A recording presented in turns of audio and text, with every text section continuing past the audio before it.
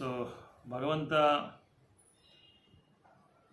4 ಯುಗದಲ್ಲಿ ಬೇರೆ ಬೇರೆ ಒಂದು ಅವತಾರ ತಗೊಳ್ತಾರೆ. ಅದರಲ್ಲಿ ಸತ್ಯಯುಗದಲ್ಲಿ ನರಸಿಂಹ ಅವತಾರ, ಮತ್ತು ತ್ರೇತಾಯುಗದಲ್ಲಿ ರಾಮನ ಅವತಾರ, ದ್ವಾಪರ ಯುಗದಲ್ಲಿ ಯಾರು ಅವತಾರ ಏನು ಅವತಾರ ಕೃಷ್ಣ ಬಲರಾಮ ಅವತಾರ ತಗೊತಾರೆ, ಮತ್ತು ಕಲಿಯುಗದಲ್ಲಿ ಇನ್ನು ಚೈತನ್ಯ ಮಹಾಪ್ರಭು ಒಂದು ಭಕ್ತನ ಅವತಾರ ತಗೊತಾರೆ.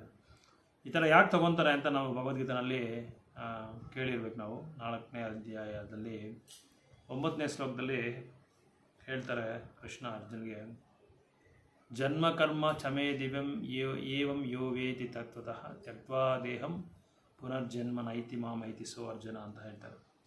ಆಮೇಲೆ ಇನ್ನೊಂದು, ಪರಿತ್ರಾಣಾಯ ಸಾಧೂನಾಂ ವಿನಾಶಾಯ ಚ ದುಷ್ಕೃತಂ ಧರ್ಮ ಸಂಸ್ಥಾಪನಾರ್ಥಾಯ ಸಂಭವಾಮಿ ಯುಗೆ ಯುಗೆ. ಸೊ ಈ ಒಂದು ಕಾರಣದಿಂದ ಭಗವಂತ ಯುಗ ಯುಗದಲ್ಲಿ ನಾನು ಅವತಾರ ತಗೊತೀನಿ. ನಾನು ಅವತಾರ ತಗೊಂಡು ಭಕ್ತರನ್ನು ಸಂತರನ್ನು ನಾನು ರಕ್ಷಣೆ ಕೊಟ್ಟು ದುಷ್ಟರನ್ನು ನಾನು ಶಿಕ್ಷಣೆ ಮಾಡ್ತೀನಿ, ದುಷ್ಟರನ್ನು ನಾನು ಸಂಹರಣೆ ಮಾಡಿ ಧರ್ಮವನ್ನು ಸ್ಥಾಪನೆ ಮಾಡ್ತೀನಿ ಯುಗ ಯುಗದಲ್ಲಿ ಅಂತ ಹೇಳಿ ಭಗವಂತ ಹೇಳ್ತಾ ಇದ್ದಾರೆ. ಆ ಒಂದು ರೀತಿಯಲ್ಲಿ ನೋಡಿದ್ರೆ ನಾವು ತ್ರೇತಾಯುಗದಲ್ಲಿ ರಾಮ ಬಂದಿದ್ದ ಉದ್ದೇಶ ಏನು, ಏನಕ್ಕೋಸ್ಕರ ಕೃಷ್ಣ ಬಂದು ರಾಮನ ಅವತಾರ ತಗೊಂಡ್ರು? ಮುಖ್ಯವಾಗಿ ರಾಮನ್ನ ಸಂಹರಣೆ ಮಾಡೋದಕ್ಕೆ. ಇಲ್ಲಿ ಹೇಳಿದಾರಲ್ಲ, ಪರಿತ್ರಾಣಾಯ ಸಾಧನಾಂ ವಿನಾಶಾಯ ಚ ದುಷ್ಕೃತಂ. ಸೊ ದುಷ್ಕೃತರನ್ನ ವಿನಾಶ ಮಾಡೋದಕ್ಕೆ ಅವರು ಆ ಒಂದು ಅವತಾರನ ತಗೊತಾರೆ. ಆದರೆ ಭಾಳ ಜನ ಏನು ಅಂದ್ಕೊಂಡ್ಬಿಟ್ಟಿದ್ದಾರೆ ಅಂದರೆ, ರಾಮನಿಂದ ಕೃಷ್ಣ ಬಂದಿದೆ, ರಾಮನಿಂದ ಕೃಷ್ಣ ಅವತಾರ ಬಂದಿದೆ. ಯಾಕಂದರೆ ತ್ರೇತಾಯುಗದಲ್ಲಿ ರಾಮ ಬಂದ್ಬಿಟ್ಟಲ್ಲ ಮೊದಲು. ಅದಕ್ಕೆಲ್ಲರೂ ಏನು ತಪ್ಪು ತಿಳ್ಕೊಂಡಿದ್ದಾರೆ ಅಂದರೆ, ರಾಮನಿಂದನೇ ಕೃಷ್ಣ ಬಂದಿರೋದು ಅಂತ ತಿಳ್ಕೊಂಡ್ಬಿಟ್ಟಿದ್ದಾರೆ. ಅದಕ್ಕೆ ಸರಿಯಾದ ಒಂದು ಉಲ್ಲೇಖನ ನಾವು ಶಾಸ್ತ್ರದಲ್ಲಿ ತಗೋಬೇಕಾಗಿ ಬರುತ್ತೆ. ಭಾಗವತಮಲ್ಲಿ ಹೇಳ್ತಾರೆ, ಭಗವಂತನೇ ಎಲ್ಲ ಅವತಾರಕ್ಕೂ ಆಧಾರ, ಮೂಲ ಅಂತ. ಕೃಷ್ಣನೇ ಅವತಾರ ಎಲ್ಲದಕ್ಕೂ ಆಧಾರ ಅಂತ ಹೇಳ್ತಾರೆ. ಅದಕ್ಕೆ ಅವ್ರಿಗೆ ಇನ್ನೊಂದು ಹೆಸರು ಏನಂದರೆ ಅವತಾರಿ ಅಂತ ಹೆಸರು. ಅವತಾರಿ ಅಂದರೆ ಎಲ್ಲಿಂದ ಅವತಾರ ಬರುತ್ತೋ ಅದಕ್ಕೆ ಅವ್ರಿಗೆ ಅವತಾರಿ ಅಂತ ಹೇಳ್ತಾರೆ. ಸೊ ಕೃಷ್ಣನ ಅವತಾರದಿಂದನೇ ಪ್ರತಿಯೊಬ್ಬರು, ಅಂದರೆ ಬಲರಾಮ ಮೊದಲು ವಿಸ್ತರಣೆ ಮಾಡ್ಕೊತಾರೆ ಬಲರಾಮನಾಗಿ. ಬಲರಾಮನಿಂದ ಎಲ್ಲರೂ ಎಲ್ಲ ಒಂದು ಅವತಾರ ಬರೋದಕ್ಕೆ ಒಂದು ಕಾರಣ ಆಗುತ್ತೆ ಅಂತ ಹೇಳಿ ನಾವು ಅರ್ಥ ಮಾಡ್ಕೋಬೇಕು ಬರುತ್ತೆ. ಸೊ ಆ ಥರ ನೋಡಿದ್ರೆ ಈ ಥರ ಈಗ ರಾಮಾಯಣದಲ್ಲಿ ಮೊದಲು ನಾವು ರಾಮಾಯಣದ ಬಗ್ಗೆ ಚರ್ಚೆ ಮಾಡೋಕ್ಕೆ ಬದಲು ಅವರ ಆ ರಾಮಾಯಣನ ರಚಯಿತೆ ಮಾಡಿದ್ರಲ್ಲ ಯಾರವರು, ವಾಲ್ಮೀಕಿ. ಆ ವಾಲ್ಮೀಕಿದ ಬಗ್ಗೆ ಸ್ವಲ್ಪ ನಾವು ಚರ್ಚೆ ಮಾಡಿಕೊಂಡು ಆಮೇಲೆ ರಾಮಾಯಣಕ್ಕೆ ನಾವು ಪ್ರವೇಶ ಆಗಬೇಕಾಗಿ ಬರುತ್ತೆ. ಸೊ ರಾಮಾಯಣದಲ್ಲಿ ನಮಗೆ ಎಷ್ಟು ಕಾಂಡಗಳಿದೆ? ಬಾಲಕಾಂಡ, ಅಯೋಧ್ಯಕಾಂಡ, ಅರಣ್ಯಕಾಂಡ, ಯುದ್ಧಕಾಂಡ, ಸುಂದರಕಾಂಡ, ಈ ಥರ 6-7 ಕಾಂಡಗಳೇನೋ ಇದೆ ರಾಮಾಯಣದಲ್ಲಿ. ಸೊ ಬಾಲಕಾಂಡದಲ್ಲಿ ನಾವು ನೋಡಿದ್ರೆ ಕೃಷ್ಣನ ಥರ ಬಾಲ್ಯ ಲೀಲೆಗಳು ಮಾಡಿರೋದು ತುಂಬ ಕಡಿಮೆ ರಾಮ. ಕೃಷ್ಣನ ಲೀಲೆಗಳು ಹಲವಾರು ಲೀಲೆಗಳು, ಹೇಳಕ್ಕೆ ಹೋದರೆ 2 ಪುಸ್ತಕ ಇದೆ, ಭಗವದ್ಗೀತಾ ಅಂತ 2-3 ಪುಸ್ತಕ ಇದೆ. ಬಾಲ್ಯ ಲೀಲೆ ಮಾತ್ರ, ಅವರ ಬಾಲ್ಯ ಲೀಲೆದಲ್ಲಿ ಮಾತ್ರ ಅಷ್ಟೊಂದು ಲೀಲೆಗಳು ಮಾಡಿದ್ದಾರೆ ಕೃಷ್ಣ. ಆದರೆ ರಾಮನ ಲೀಲೆಗಳು ಮಾತ್ರ ತುಂಬ ಕಡಿಮೆ. ಸೊ ಈ ಥರ ನಾವು ವಾಲ್ಮೀಕಿ ಅವರ ಹಿಂದಿನ ಜನ್ಮದ ಸಂಚಿಕೆ ಬಗ್ಗೆ ನಾವು ಚರ್ಚೆ ಮಾಡಿದ್ರೆ ಅವರ ಹೆಸರು ರತ್ನಾಕರ್ ಅಂತ ಹೆಸರು. ವಾಲ್ಮೀಕಿ ಅವರ ಹೆಸರು ರತ್ನಾಕರ್ ಅಂತ. ಈ ರತ್ನಾಕರು ಅವರ ವೃತ್ತಿ ಏನು ಅಂದರೆ ಡಕಾಯಿತಿ ಮಾಡೋದು ಮತ್ತು ಬೇಟೆ ಆಡೋದು ಅವರ ಒಂದು ವೃತ್ತಿ. ಸೊ ಇದನ್ನು ಅವ್ರು ಮಾಡ್ತಾ ಇರಬೇಕಾದ್ರೆ ಒಂದಿನ ಏನಾಗುತ್ತೆ ಅಂದರೆ, ನಾರದ ಮಹಾಮುನಿಗಳು ಆ ಒಂದು ಅರಣ್ಯದಲ್ಲಿ ಪ್ರವೇಶ ಆಗ್ತಾರೆ.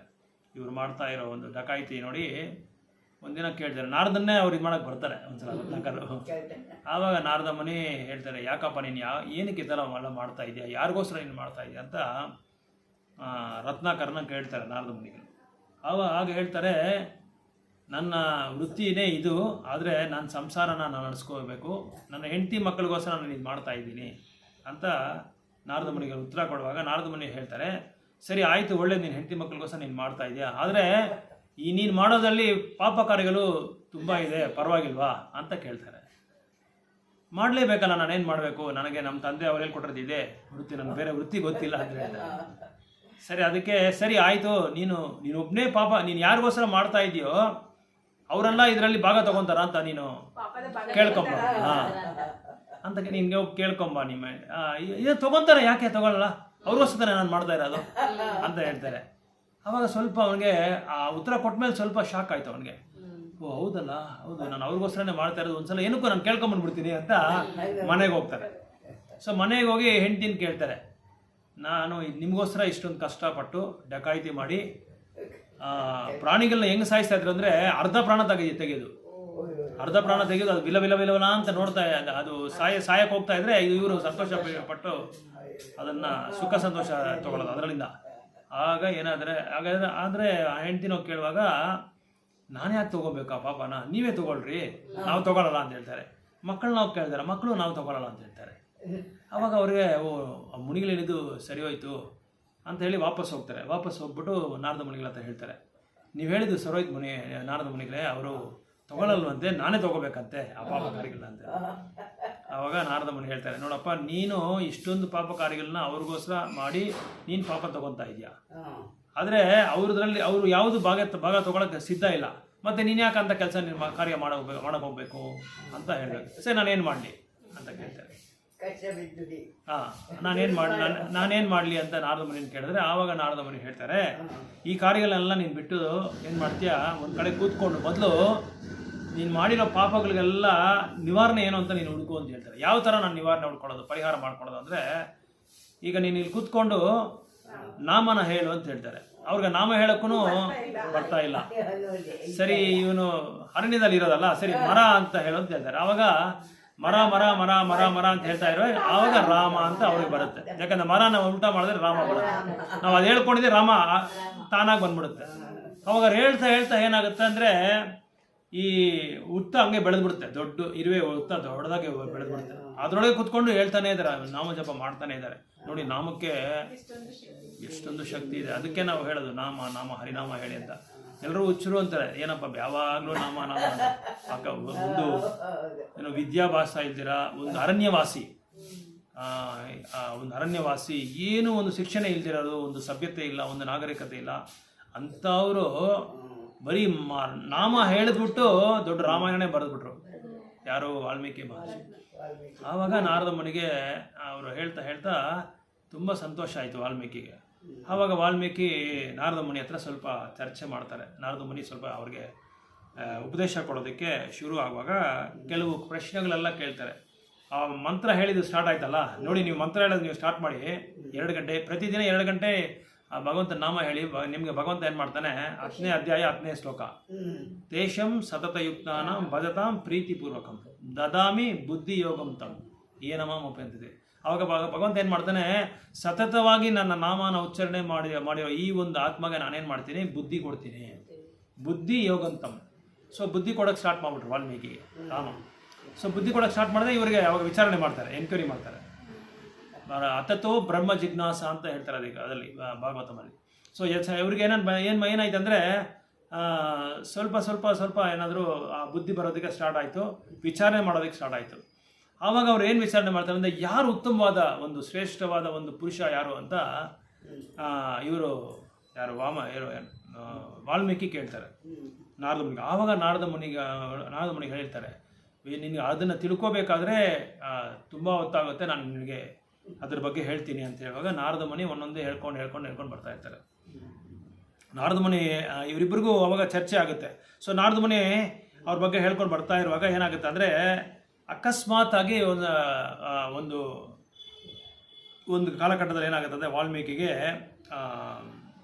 ಸ್ವಲ್ಪ ವಿಶ್ರಾಮ ತಗೊಂಡೋಣ ಅಂತ ಆ ಅರಣ್ಯ ಹತ್ರ ಹೋಗುವಾಗ ಏನಾಗುತ್ತೆ ಅಂದರೆ, 2 ಪಕ್ಷಿಗಳು ಸಂಭೋಗ ಮಾಡೋದನ್ನು ನೋಡ್ತಾರೆ.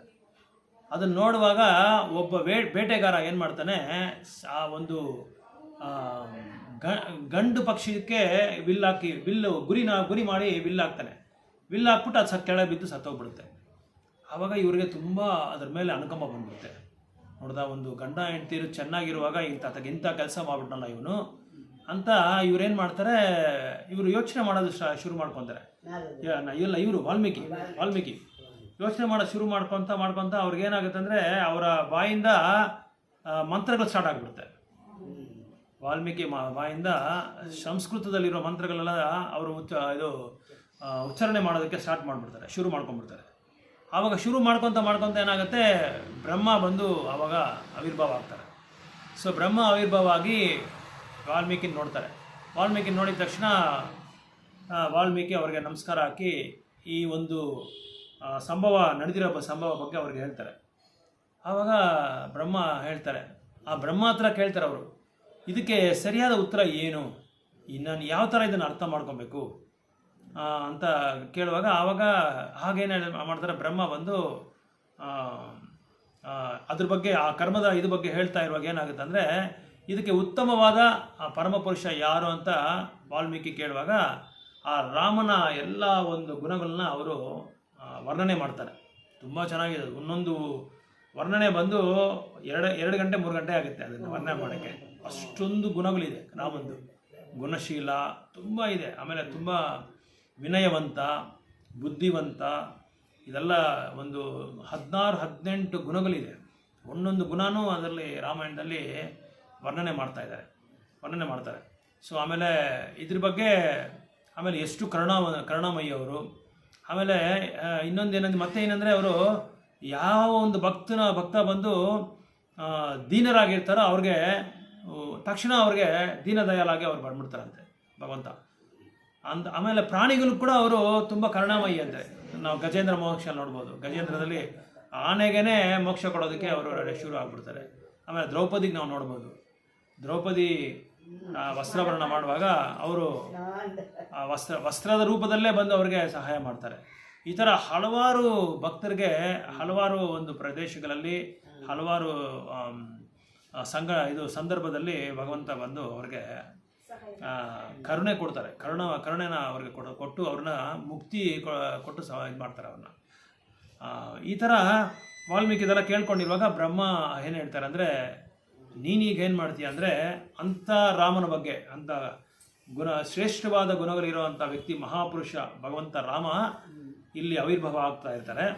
ಹರೇ ಕೃಷ್ಣ. ಅವ್ರ ಬಗ್ಗೆ ನೀನು ಹೀಗೆ ನೀನು ಬರಿಬೇಕು, ರಚನೆ ಮಾಡಬೇಕು ಅಂತ ಹೇಳುವಾಗ ಆಯಿತು ಅಂತೇಳಿ ವಾಲ್ಮೀಕಿ, ಆದರೆ ನನಗೆ ಏನು ಬರಲ್ವಲ್ಲ ಬರೆಯೋಕ್ಕೆ, ನಾನು ಓದಿಲ್ಲ, ನಾನು ಬರೀ ಡಕಾಯಿತಿ ಮಾಡಿದ್ದೆ, ಅದು ನನಗೆ ಹೆಂಗೆ ಬರುತ್ತೆ, ಅದೆಲ್ಲ ನೀನು ಅದ್ರ ಬಗ್ಗೆ ಏನು ಚಿಂತೆ ಬೀಳ್ಬೇಡ, ನೀನು ಬರೆಯೋದು ಸ್ಟಾರ್ಟ್ ಮಾಡು ಅಂತ ಹೇಳ್ತಾರೆ. ಅಂದರೆ ಇಲ್ಲಿ ಪಾಠ ನಾವು ಕಲ್ತ್ಕೊಳ್ಳೋದು ತುಂಬ ಇದೆ ರಾಮಾಯಣದಲ್ಲಿ, ಇಲ್ಲಿ ಪ್ರತಿಯೊಂದರಲ್ಲಿ. ಅವಾಗ ಹೇಳಿದ ತಕ್ಷಣ ಆಯಿತು ಅಂತ ಹೇಳ್ಬಿಡ್ತಾರೆ. ನಮ್ಮ ಥರ ನಾನು ಯಾವ ಕಾಲೇಜಲ್ಲಿ ಓದಿಲ್ಲ, ಈ ಕಾಲೇಜ್ ಓದಿಲ್ಲ, ಸ್ಕೂಲಲ್ಲಿ ಓದಿಲ್ಲ, ಹಿಂದೆ ಮುಂದೆ ಏನು ಪ್ರಶ್ನೆಗಳು ಕೇಳಿಲ್ಲ, ಯಾವ ಥರ ಪ್ರಶ್ನೆನೂ ಕೇಳಿಲ್ಲ, ನನ್ನ ಹೆಂಗೆ ಬರೆಯೋಕೆ ಹೇಳ್ತೀರಾ ಇದೆಲ್ಲ ಅಂತ ಅದನ್ನು ಏನು ಕೇಳಿಲ್ಲ. ಆ ಬ್ರಹ್ಮನ ಒಂದು ಗುರು ಸ್ಥಾನದಲ್ಲಿಟ್ಟು ಅವ್ರನ್ನ ಸ್ವೀಕಾರ ಮಾಡ್ಕೊತಾರೆ. ಅದೇ ನಾರದ ಮುನಿನೂ ಅಷ್ಟೇ, ಗುರು ಸ್ಥಾನದಲ್ಲಿಟ್ಟು ಅವ್ರನ್ನ ಸ್ವೀಕಾರ ಮಾಡಿಕೊಂಡು ಆಯಿತು ನೀವು ಹೇಳಿದ್ರಲ್ಲ ನಾನು ಬರೀತೀನಿ ಅಂತ ಹೇಳಿ ಅವ್ರು ಬರೆಯೋಕ್ಕೆ ಸ್ಟಾರ್ಟ್ ಮಾಡಿದಾಗ ಅದು ಏನಾಗುತ್ತೆ ಅಂದರೆ, ಯಾವಾಗ ನಾವು ಗುರುವಿನ ಆದೇಶವನ್ನು ನಾವು ಪಾಲಿಸ್ತಿರೋ ಅವಾಗ ಏನಾಗುತ್ತೆ, ತಾನಾಗಿ ಜ್ಞಾನ ಬಂದ್ಬಿಡುತ್ತೆ ನಮಗೆ. ಮೊನ್ನೆ ನಾನು ಧ್ರುವ ಮಹಾರಾಜ್ ಬಗ್ಗೆ ಹೇಳ್ತಾ ಇದ್ನಲ್ಲ, ಧ್ರುವ ಮಹಾರಾಜ್ ಏನು ಓದಿಲ್ಲ, ಚಿಕ್ಕ ಬಾಲ್ಯ ಲೀಲದಲ್ಲೇ ಅವರು ತಪಸ್ಸಿಗೆ ಹೊರಟೋದ್ರು. ಆ ಭಗವಂತನ ಶಂಕು ಅವ್ರನ್ನ ತಾಕಿದ ತಕ್ಷಣ ಏನಾಗುತ್ತೆ, ಎಲ್ಲ ಶಾಸ್ತ್ರಗಳು ಬಂದ್ಬಿಡುತ್ತೆ ಅವ್ರ ಬಾಯಿಂದ. ರಾಮಾಯಣ, ಮಹಾಭಾರತ, ಉಪನಿಷತ್ಗಳು ಮತ್ತು ಇತಿಹಾಸಗಳು, ಪುರಾಣಗಳು ಎಲ್ಲ ಬಂದ್ಬಿಡುತ್ತೆ ಅವರಿಗೆ. ಸೊ ತಕ್ಷಣ ಬ್ರಹ್ಮ ಹೇಳಿದ ತಕ್ಷಣ ಏನು ಮಾಡ್ತಾರೆ, ಇವರು ಶುರು ಮಾಡ್ಕೊತಾರೆ. ಅದು ಬರಿತಾ ಅವ್ರಿಗೇನಾಗುತ್ತೆ, ಎಲ್ಲ ಶಾಸ್ತ್ರಗಳು ಬಂದ್ಬಿಡುತ್ತೆ. ಸೊ ರಾಮಾಯಣ ಬರೆಯುವಂಥ ದೊಡ್ಡ ಮಹಾಭಕ್ತರಾಗ್ಬಿಡ್ತಾರೆ ಇವರು, ಯಾರು ವಾಲ್ಮೀಕಿ. ಸೊ ಈ ಥರ ವಾಲ್ಮೀಕಿದು ಅವರ ಒಂದು ಆವಿರ್ಭಾವ ಶುರು ಆಗುತ್ತೆ ರಾಮಾಯಣದಲ್ಲಿ. ಅದಾದಮೇಲೆ ಏನಾಗುತ್ತಂದರೆ, ವಾಲ್ಮೀಕಿ ಈ ರಾಮಾಯಣನ ಬರೆದ್ಬಿಟ್ರಲ್ಲ, ಯಾರಿಗಾದ್ರೂ ಹೇಳಬೇಕಲ್ಲ, ಉಪದೇಶ ಮಾಡಬೇಕು. ಆವಾಗ ಏನು ಮಾಡಿದ್ರು, ರಾಮನ ಮಕ್ಕಳಿದಾರಲ್ಲ ಲವಕುಶನ, ಅವ್ರನ್ನ ಸೆಲೆಕ್ಟ್ ಮಾಡ್ಕೊಂಡ್ರು. ಹೆಂಗೆ ಕೃಷ್ಣ ಬಂದು ಭಗವದ್ಗೀತೆ ಉಪದೇಶ ಮಾಡೋದಕ್ಕೆ ಅರ್ಜುನನ ಸೆಲೆಕ್ಟ್ ಮಾಡ್ಕೊಂಡ್ರು, ಆಯ್ಕೆ ಮಾಡ್ಕೊಂಡು, ಆ ಥರ ಲವಕುಶನ ಆಯ್ಕೆ ಮಾಡ್ಕೊಂಡು. ಯಾಕಂದ್ರೆ ಅವ್ರ ಆಶ್ರಮದಲ್ಲೇ ಇದ್ರಲ್ಲ, ಸರಿ ಅವ್ರಿಗೆ ಈ ರಾಮಾಯಣದ ಬಗ್ಗೆ ಹೇಳಿದ್ರು. ಯಾಕಂದ್ರೆ ಅವರೇ ಸರಿಯಾದ ವ್ಯಕ್ತಿ, ಇನ್ಯಾರಿಗೂ ಆ ಒಂದು ಅರ್ಹತೆ ಇಲ್ಲ. ಸೊ ಅವ್ರಿಗೆ ಅದನ್ನು ಪ್ರಚಾರ ಮಾಡಿ ಅವ್ರೇನು ಮಾಡಿದ್ರು, ಅದನ್ನು ಕೀರ್ತನೆ ಮಾಡ್ಕೊಂಡು ಹೋದ್ರು. ರಾಮಾಯಣ ಕೇಳ್ಕೊಂಡು ವಾಲ್ಮೀಕಿ ಹತ್ರ ಎಲ್ಲ ರಾಜ್ಯಗಳಲ್ಲಿ ಕೀರ್ತನೆ ಮಾಡ್ಕೊಂಡು ಹೋಗಿ ಅಯೋಧ್ಯೆಗೆ ಹೋದ್ರು. ಅಯೋಧ್ಯೆಗೆ ಹೋಗಿ ಅವ್ರ ತಂದೆಗೆ ಅವ್ರು ಕೇಳಿಸ್ಕೊಂಡ್ರು ರಾಮಾಯಣದ ಬಗ್ಗೆ. ರಾಮ ಕೂತ್ಕೊಂಡು ಕೇಳ್ತಾರೆ. ಅದು ತುಂಬ ಚೆನ್ನಾಗಿದೆ, ಅದು ತೆಲುಗಿನಲ್ಲಿ ಹಾಡಿದ್ದಾರೆ, ತುಂಬ ಚೆನ್ನಾಗಿದೆ ಹಾಡೋದು. ರಾಮುನಿ ಕಥಾ ವಿನರಯ ಅಂತ ಒಂದು ಯಾರೋ ಹಾಡಿದ್ದಾರೆ, ತುಂಬ ಚೆನ್ನಾಗಿ ಹಾಡಿದ್ದಾರೆ ಅದು. ಸೊ ಈ ಥರ ಅವರು ಇದು ರಾಮಾಯಣ ಶುರು ಆಗುತ್ತೆ. ಸೊ ಇಲ್ಲಿ ವಾಲ್ಮೀಕಿನ ಒಂದು ಆಯುಧವಾಗಿ ಬಳಸ್ಕೊತಾರೆ ಇಲ್ಲಿ ರಾಮಾಯಣ ಬರೆಯೋದಕ್ಕೋಸ್ಕರ. ಸೊ ಯಾವುದೇ ಒಂದು ಶಾಸ್ತ್ರ ಗ್ರಂಥ ಬರೀಬೇಕಾದ್ರೆ ಮುಂಚೆ ಹನುಮತ್ ಕಾಂಡ ಅಂತ ಹನುಮಂತರು ಬರ್ದಿದ್ರು ಅಂತ ಹೇಳ್ತಾರೆ. ಮಂದಾರ ಪರ್ವತದಲ್ಲಿ ಬೆಟ್ಟದ ಮೇಲೆ ತನ್ನ ಉಗುರಿಂದ ಆಂಜನೇಯ ಬರ್ದಿದ್ರಂತೆ. ಅದು ಬರ್ದಿರ್ಬೇಕಾದ್ರೆ ವಾಲ್ಮೀಕಿಗಳು ಹೋಗಿ ಕೇಳ್ಕೊಂಡ್ರಂತೆ, ಬಟ್ ನಾನ್ ಇಲ್ಲಿ ಬರ್ದಿದ್ದೀನಿ, ನಾನು ನಿಮ್ಮದು ನೋಡಿದ್ರೆ ನಂದು ಯಾರು ಓದಕ್ಕಾಗೋದಿಲ್ಲ ಅಂತ ಕೇಳ್ಕೊಂಡಾಗ ಆಂಜನೇಯ ಬಂದು ಮುಷ್ಟಿಯಿಂದ ಎಲ್ಲಾ ಪರ್ವತನ ಧೂಳ್ ಧೂಳ್ ಮಾಡಾಕ್ತದೆ ಹನುಮಾನ್. ಆವಾಗ ಬಂದು ನೆಕ್ಸ್ಟ್ ತುಳಸಿದಾಸ್ ಆಗಿ ಬಂದು ಹನುಮಾನ್ ಅವ್ರನ್ನ ಪಾಲನೆ ಮಾಡಿ ಪ್ರಚಾರ ಮಾಡಕ್ಕೆ ಸ್ಟಾರ್ಟ್ ಮಾಡಿದ್ರು ಅಂತ ಒಂದು ಸ್ಟೋರಿ ಇದೆ. ಇದು ರಾಮಾಯಣ ಬಂದು ತುಂಬಾ ಜನ ಬರೆದಿದ್ದಾರೆ. ವಾಲ್ಮೀಕಿ ಬರೆದಿದ್ದಾರೆ, ತಮಿಳಿನಲ್ಲಿ ಕಂಬರ್ ಅಂತ ಇದೆ, ಕಂಬ ರಾಮಾಯಣ ಇದೆ. ನಾರ್ತ್ ಇಂಡಿಯನ್ ಹೋದ್ರೆ ತುಳಸಿದಾಸ್ ಬರೆದಿದ್ದಾರೆ. ಬೇಕಾದ ಜನ ರಾಮಾಯಣ ಬರೆದಿದ್ದಾರೆ. ಇಲ್ಲ, ಫಸ್ಟ್ ವಾಲ್ಮೀಕಿನೇ ಬರೆದಿರೋದು. ಅದೇ ಗೊತ್ತಿಲ್ಲ ಯಾರು ಬಂದ್ರು ಫಸ್ಟ್ ಅಂತ. ಬಟ್ ಅದೇ ನೀವು ನನಗೆ ಮುಂಚೆ ನೀವು ಬರೆದು ಬಿಟ್ಟಿದ್ದೀರಾ. ನನಗೆ ಮುಂಚೆ ನೀನು ಬರ್ದಿದ್ದೀರಾ ಅಂತ ಹೇಳ್ತಾರಲ್ವಾ? ಯಾರು ವಾಲ್ಮೀಕಿ ಕೇಳೋದ? ವಾಲ್ಮೀಕಿ ಕೇಳೋದು ಹೋಗಿ ಹನುಮಾನ್ ಕೇಳ್ತಾರಾ? ನನಗೆ ಮುಂಚೆ ನೀವು ಬರ್ದಿದ್ದೀರಾ, ಬಟ್ ಆದ್ರೆ ನಿಮ್ಮನ್ನ ತಗೊಂಡಷ್ಟು ಸ್ವೀಕಾರ ಮಾಡಿದಷ್ಟು ನನ್ನ ಯಾರು ಸ್ವೀಕಾರ ಮಾಡ್ಕೊಂಡಿಲ್ಲ. ಅದಕ್ಕೋಸ್ಕರ ನಾನು ಏನ್ ಮಾಡ್ಲಿ ಪ್ರಭು ಅಂತ ಕೇಳಿದಾಗ ಅವ್ರು ಉಗುರಿಂದಾನೇ ಬರ್ದಿರ್ತಾರಂತೆ. ಹನುಮಾನ್ ತನ್ನ ಉಗುರಿಂದ ಬರ್ದಿರ್ತಾರಂತೆ. ಆ ಬೆಟ್ಟದಲ್ಲಿರೋ ಕಲ್ಲುಗಳನ್ನೆಲ್ಲ ಧೂಳ್ ಧೂಳ್ ಮಾಡಾಕ್ ಬಿಡ್ತಾರಂತೆ. ನಿಂದೆ ಪ್ರಚಾರ ಆಗ್ಬೇಕು, ನಂದೇನಿಲ್ಲ ಅಂತ ಹೇಳಿ ಹನುಮಾನ್ ಹೇಳಿದಕ್ಕೆ ಅವ್ರು ನೆಕ್ಸ್ಟ್ ಜನ್ಮದಲ್ಲಿ ನಾನು ತುಳಸಿದಾಸ್ ಆಗಿ ಬರ್ತೀನಿ ನಿಮ್ಮನ್ನ ಇದ್ ಮಾಡೋದಿಕ್ಕೆ ಅಂತ ಅವಾಗ ವಾಲ್ಮೀಕಿ ಕೇಳ್ಕೊಡೋದು. ವಾಲ್ಮೀಕಿ ಕೇಳ್ಕೊಳ್ತಾರೆ ಹನುಮಾನ್ಗೆ, ನಿಮಗೆ ನಾನು ಶರಣಾಗತಿ ಆಗಿ ನೆಕ್ಸ್ಟ್ ತುಳಸಿದಾಸ್ ಆಗಿ ಬರ್ತೀನಿ. ಯಾರು ತುಳಸಿದಾಸ್ ಬರೋದು? ವಾಲ್ಮೀಕಿ. ಅಂದ್ರೆ ಇದ್ರ ಬಗ್ಗೆ ನಾನು ಎಲ್ಲಿ ಕೇಳಿಲ್ಲ, ಬಟ್ ಎಲ್ಲಿಂದ ಸೋರ್ಸ್ ಬೇಕು ನನಗೆ. ಇದು ಸೋರ್ಸ್ ಯಾರು ಬರ್ದಿದ್ದಾರೆ, ಯಾರು ಹೇಳಿದೀನಿ ಹರೇಶ್ ಶ್ರೀನಿವಾಸ ಗ್ರೂಪ್ ಅಲ್ಲಿ ಕಳಿಸಿದ್ರು. ಇರ್ಬೋದು ಹಂಗಾದ್ರೆ. ಇವರು ಮಾಧವರು ಮಧ್ವಾ ಗ್ರೂಪ್ ಅವರು. ಹಾಗಾದ್ರೆ ಹರೇಶ್ ಶ್ರೀನಿವಾಸ ಅಂದ್ರೆ ಅವರೇ. ಹರೇಶ್ ಶ್ರೀನಿವಾಸ ಅಂತ ಚಾನ್ ಮಾಡೋದು ಅವರೇ, ಮಧ್ವಾಸೆ. ಅದು ಇದು ಬೇಕು ನನಗೆ. ಯಾಕಂದ್ರೆ ಏನಾದ್ರೂ ಒಂದು ಉಲ್ಲೇಖ ಕೊಟ್ರೆ ಅದಕ್ಕೆ ಪ್ರಾಪರ್ ಸೋರ್ಸ್ ಆಫ್ ಇನ್ಫಾರ್ಮೇಶನ್ ಇದ್ರೇನೆ ನಾವು ಹೇಳ್ಬೇಕಾಗುತ್ತೆ, ಇದ್ರೆ ನಾವು ಹೇಳ್ಬಾರ್ದು. ಅದು ಇರ್ಬೋದು. ಇಲ್ಲ ಹೇಳಿದ್ ನೀವು ಒಳ್ಳೇದೇ, ಬಟ್ ನನಗೆ ಸೋರ್ಸ್ ಆಫ್ ಇನ್ಫಾರ್ಮೇಶನ್ ಕರೆಕ್ಟ್ ಆಗಿರ್ಬೇಕು. ನಾವು ಬೇರೆಯವ್ರಿಗೆ ಪ್ರಚಾರ ಮಾಡ್ತೀರಾ, ಯಾಕಂದ್ರೆ ಗ್ರೂಪ್ಸ್ಗೆಲ್ಲ ಕಳಿಸ್ತಾ ಇರ್ತೀನಿ ನಾನು. ಅವ್ರು ಕೇಳುವಾಗ ನನ್ನ ಕೇಳ್ತಾರೆ. ಮುಖ್ಯವಾಗಿ ನಮ್ಮ ಇಸ್ಕಾನಲ್ಲಿ ಏನಂದ್ರೆ, ಏನಾದ್ರೂ ನಾವು ವಿಶೇಷವಾದ ಒಂದು ಮಾಹಿತಿ ಕೊಟ್ರೆ ಅದಕ್ಕೆ ಜೆನ್ಯೂನ್ ಆಗಿರ್ಬೇಕು ಅದಕ್ಕೆ. ಯಾಕಂದ್ರೆ ಇವಾಗ ನಾವು ಮೆಡಿಕಲ್ ಸ್ಟೋರ್ಗೆ ಹೋದ್ರೆ ಪ್ರಿಸ್ಕ್ರಿಪ್ಷನ್ ಕೇಳ್ತಾರೆ. ಪ್ರಿಸ್ಕ್ರಿಪ್ಷನ್ ನೋಡ್ಬಿಟ್ಟು ಈ ಡಾಕ್ಟರ್ ಬಂದು MBBS ಓದಿದ್ದಾರೆ, is authorised from the government, so ಸರ್ಕಾರ ಇವನ್ನಾಗೆ ಅನುಮತಿ ಕೊಟ್ಟಿದೆ ಅಂತ ಡಾಕ್ಟರ್ ಅಂತ. ಅದಕ್ಕೆ ನಮ್ಗೆ ಇದು ಬೇಕು, ಏನದು ಬೋನಫೈಡ್ ಆಗಿರ್ಬೇಕು, ಪ್ರಾಮಾಣಿಕವಾಗಿರ್ಬೇಕು. ಅದನ್ನ ನೀವು ಕಳಿಸಿ, ನಾನು ಇದು ಮಾಡ್ತೀನಿ. ಓಕೆ, ಆಯ್ತು. ಸೊ ಈ ತರ ವಾಲ್ಮೀಕಿ ಏನ್ ಮಾಡ್ತಾರೆ ಅಂದ್ರೆ, ಎಲ್ಲಿದ್ದೀರಿ ನಾವೀಗ?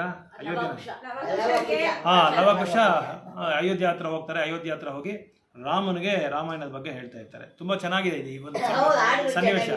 ಅವ್ರ ತಂದೆಗೆ ಮಕ್ಕಳು ಹೇಳೋದು ಇದರ ಬಗ್ಗೆ. ಸೊ ಈ ತರ ಏನಾಗಿದೆ ಅಂದ್ರೆ, ಈ ತರ ಆಮೇಲೆ ಏನಾಯ್ತು ಅಂದ್ರೆ, ಇಲ್ಲಿ ಈಗ ದಶರಥ ಮಹಾರಾಜು ಈ ಅಯೋಧ್ಯದ ಬಗ್ಗೆ ನಾವು ಚರ್ಚೆ ಮಾಡ್ಬೇಕಾಗಿ ಬರುತ್ತೆ. ಅಯೋಧ್ಯೆ ಹತ್ರ ಬಂದ್ರೆ ಏನಾಗುತ್ತೆ ಅಂದ್ರೆ, ದಶರಥ ಮಹಾರಾಜಿಗೆ ಒಂದು ಕೊರತೆ ಏನಂದ್ರೆ ಮಕ್ಕಳಿಲ್ಲ. ಸೊ ಮಕ್ಕಳು ಬೇಕು ಅಂತ ಹೇಳಿ ದಶರಥ ಮಹಾರಾಜು ಸ್ವಲ್ಪ ಚಿಂತೆನಲ್ಲಿರ್ತಾರೆ, ಶೋಕದಲ್ಲಿರ್ತಾರೆ. ಆ ಶೋಕದಲ್ಲಿರುವಾಗ ಏನಾಗುತ್ತೆ ಅಂದರೆ, ದಶರಥ ಮಹಾರಾಜ್ಗೆ ಮುಂದೆ ಒಬ್ಬರು ಮಗಳಿರ್ತಾರೆ, ಶಾಂತಿ ಅಂತ. ಆ ಶಾಂತಿನ ಅವರ ಸ್ನೇಹಿತರಾದ ರೋಮಪಾದ ಅಂತ ಒಂದು ರಾಜ ಇರ್ತಾರೆ, ಮಹಾರಾಜರು. ಆ ಮಹಾರಾಜರಿಗೆ ಅವ್ರಿಗೆ ಮಕ್ಕಳಿಗಲ್ಲ, ಅದಕ್ಕೆ ಶಾಂತಿನ ಅವ್ರಿಗೆ ಕೊಟ್ಬಿಡ್ತಾರೆ. ದತ್ತು ತಗೊಂಡ್ಬಿಡ್ತಾರೆ. ಯಾರು? ರೋಮಪಾದರ ಮಹಾರಾಜರು. ಸೊ ಅದನ್ನು ದತ್ತು ತಗೊಂಡು ಏನು ಮಾಡ್ಕೊಳ್ತಾರೆ, ದಶರಥ ಮಹಾರಾಜ್ಗೆ ಗಂಡು ಮಕ್ಕಳು ಬೇಕು, ಯಾಕಂದರೆ ರಾಜ್ಯನ ಪರಿಪಾಲನೆ ಮಾಡಬೇಕಲ್ಲ. ಸೊ ಅದಕ್ಕೇನು ಮಾಡ್ತಾರೆ, ವಂಶೋದ್ಧಾರಕ ಒಬ್ಬರು ಬೇಕು ಅಂತ ಹೇಳಿ ಯೋಚನೆ ಮಾಡ್ತಾ ಇರುವಾಗ ಚರ್ಚೆ ಮಾಡ್ತಾರೆ. ಬ್ರಾಹ್ಮಣರ ಹತ್ರ ಚರ್ಚೆ ಮಾಡಿ ಅವರ ಮುನಿ ಹೆಸರೇನು, ಇವ್ರ ಹೆಸರು ದಶರಥ ಮಹಾರಾಜ ಹತ್ರ ಇರ್ತಾರಲ್ಲ, ವಸಿಷ್ಠ ಮುನಿ ಹತ್ರ ಕೇಳುವಾಗ ವಸಿಷ್ಠ ಮುನಿ ಹೇಳ್ತಾರೆ, ನಾವು ಇದಕ್ಕೆ ಯಜ್ಞ ಮಾಡಬೇಕಾಗಿ ಬರುತ್ತೆ ಅಂತ ಹೇಳುವಾಗ, ಅಲ್ಲಿ ಇನ್ನೊಬ್ಬರೊಬ್ರು ಇರ್ತಾರೆ. ಈ 4 ಚತುರ್ಕುಮಾರಾಸ್ ಹತ್ರ ಸ್ವಲ್ಪ ಉಪದೇಶ ಕೇಳಿರೋ ಒಂದು ಮುನಿಗಳಲ್ಲಿ ಒಬ್ಬರು ಬಂದಿರ್ತಾರೆ. ಅವ್ರು ಏನು ಹೇಳ್ತಾರೆ ಅಂದರೆ, ನೀವು ಯಾಕೆ ನಿಮ್ಮ ಸ್ನೇಹಿತರ ರಾಜ್ಯಕ್ಕೆ ಹೋಗಬಾರ್ದು, ರೋಮಪಾದ ಪಕ್ಕದಲ್ಲಿರೋ ರಾಜ್ಯ ಅಲ್ವಾ, ಅಲ್ಲಿ ಯಾಕೆ ನೀವು ಹೋಗ್ಬಾರ್ದು, ಅಲ್ಲಿ ಹೋಗಿ ನೀವು ಇದ್ರ ಬಗ್ಗೆ ಎಲ್ಲ ಚರ್ಚೆ ಮಾಡ್ಬೋದು ಅಂತ ಹೇಳುವಾಗ, ಅವ್ರು ಅಲ್ಲಿ ಹೋಗುವಾಗ ಅವ್ರು ಹೇಳ್ತಾರೆ, ನೀವು ಅಶ್ವಮೇಧ ಯಜ್ಞ ಮಾಡಬೇಕು ಅಂತ ಹೇಳ್ತಾರೆ. ಸರಿ ದಶರಥ ಮಹಾರಾಜ ಏನು ಮಾಡ್ತಾರೆ, ಅಶ್ವಮೇಧ ಯಜ್ಞ ಮಾಡೋದಕ್ಕೆ ಎಲ್ಲ ರೆಡಿ ಮಾಡ್ಕೊಳ್ಳುವಾಗ ಅವ್ರಿಗೆ ಒಬ್ಬರು ಸರಿಯಾದ ಒಂದು ಮುನಿ ಬೇಕಲ್ವಾ, ಅದಕ್ಕೆ ಒಂದು ಋಷಿ ಬೇಕು, ಆ ಯಜ್ಞಾಧಿಕಾರಿ ಒಬ್ರು ಬೇಕು. ಆ ಯಜ್ಞಾಧಿಕಾರಿಗೆ ಹುಡ್ಕೋಕ್ಕೆ ಹೋಗುವಾಗ ಏನಾಗುತ್ತೆ ಅಂದರೆ ರೋಮಪಾದ ಹೇಳ್ತಾರೆ, ರೋಮಪಾದನ ಇದು ರಾಜ್ಯದಲ್ಲಿ ಮುಂಡಕ ಋಷಿ ಅಂತ ಒಬ್ರು ಇರ್ತಾರೆ, ಮಂಡೋಕ ಋಷಿ, ಮಂಡೋಕ ಮುನಿ. ಆ ಮಂಡೋಕ ಮುನಿ ಅಂದರೆ, ಮಂಡೋಕ ಮುನಿ ಯಾರು ಅಂದರೆ ರೋಮಪಾದನ ರಾಜ್ಯದಲ್ಲಿ ಮುಖ್ಯವಾದ ಒಂದು ಮಂತ್ರಿ, ಅವರು ಮುಖ್ಯವಾದ ಮಂತ್ರಿ. ಅವ್ರನ್ನ ಏನೇ ಒಂದು ಸಮಸ್ಯೆ ಬಂದರೆ ಅವರೇ ಪರಿಹಾರ ಮಾಡೋದು, ಅವರೇ ಅವ್ರಿಗೆ ಉಪದೇಶ ಕೊಡೋದು, ಯಾರಿಗೆ, ರೋಮಪಾದನಿಗೆ. ಆವಾಗ ಮಂಡೋಕ ಮುನಿಗೆ ಹೇಳುವಾಗ ಮಂಡೋಕ ಮುನಿಗೆ ಹೇಳ್ತಾರೆ, ದಶರಥರು ಬಂದಿರ್ತಾರೆ. ಅವಾಗ ದಶರಥ ಮಹಾರಾಜು ಕೇಳ್ತಾರೆ, ಈ ಮಂಡೋಕ ಮಗ ಇದಾನಲ್ಲ ರೋಮಹರ್ಷ ಅಂತ ಅವ್ರ ಹೆಸರು, ಆ ರೋಮಹರ್ಷನ್ನ ನೀವು ಕರ್ಕೊಂಡು ಹೋದರೆ, ಯಾಕಂದರೆ ಇವ್ರ ರಾಜ್ಯದಲ್ಲಿ ಬರೀ ಇದಾಗ್ಬಿಟ್ಟಿರುತ್ತೆ, ಕೊರತೆ ಆಗ್ಬಿಟ್ಟಿರುತ್ತೆ, ಮಳೆ ಇರಲ್ಲ, ಬೆಲೆ ಇರಲ್ಲ, ಏನು ಹೇಳ್ತಾರೆ ಅದಕ್ಕೆ, ಇದು ಬರಗಾಲ ಅಂತ ಹೇಳ್ತಾರಲ್ಲ, ಆ ಬರಗಾಲ ಬಂದ್ಬಿಟ್ಟಿದೆ, ನೀವು ಹೇಗಾದರೂ ಇದು ಋಷ್ಯಸಿಂಗನ ನೀವು ಕರ್ಕೊಂಡು ಬರಬೇಕು ಅಂತ ಹೇಳುವಾಗ ಇವರು ಮಂಡೋಕ ಮುನಿಗೆ ಹೇಳಿ ಅಂತೇಳಿ ಇವ್ರು ಹೇಳ್ತಾರೆ, ದಶರಥ ಮಹಾರಾಜ ಹೇಳ್ತಾರೆ. ಆವಾಗ ಸರಿ ಆಯಿತು ನೀವು ಕರ್ಕೊಂಡು ಹೋಗಿ ಅಂತ ಹೇಳುವಾಗ ಮಂಡೋಕ ಮುನಿ ಯಾವ ಥರ ಬೆಳೆಸಿರ್ತಾರೆ ಅಂದರೆ ಇವ್ರನ್ನ ಋಷ್ಯಸಿಂಗನ್ನ ಅವರ ಜೀವನದಲ್ಲಿ ಯಾವ ಕನ್ಯೆನೂ ಅವ್ರು ನೋಡಿಲ್ಲ, ಕನ್ಯೆ ಆ ಥರ ಅವರು ಬೆಳೆಸಿರ್ತಾರೆ.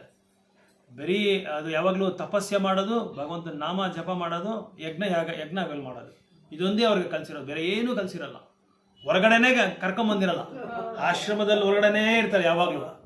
ಆ ಥರ ಬೆಳೆಸಿರ್ತಾರೆ. ಆ ಥರ ಬೆಳೆಸ್ಬೇಕಾದ್ರೆ ತುಂಬ ಕಷ್ಟ, ಅಂದರೆ ಅಷ್ಟೊಂದು ಶಿಸ್ತಾಗಿ ಬೆಳೆಸಿರ್ತಾರೆ ಅವ್ರ ಮಗನ. ಇಂಥ ಒಂದು ಇವ್ರನ್ನ ಏನು ಮಾಡ್ತಾರೆ ಅಂದರೆ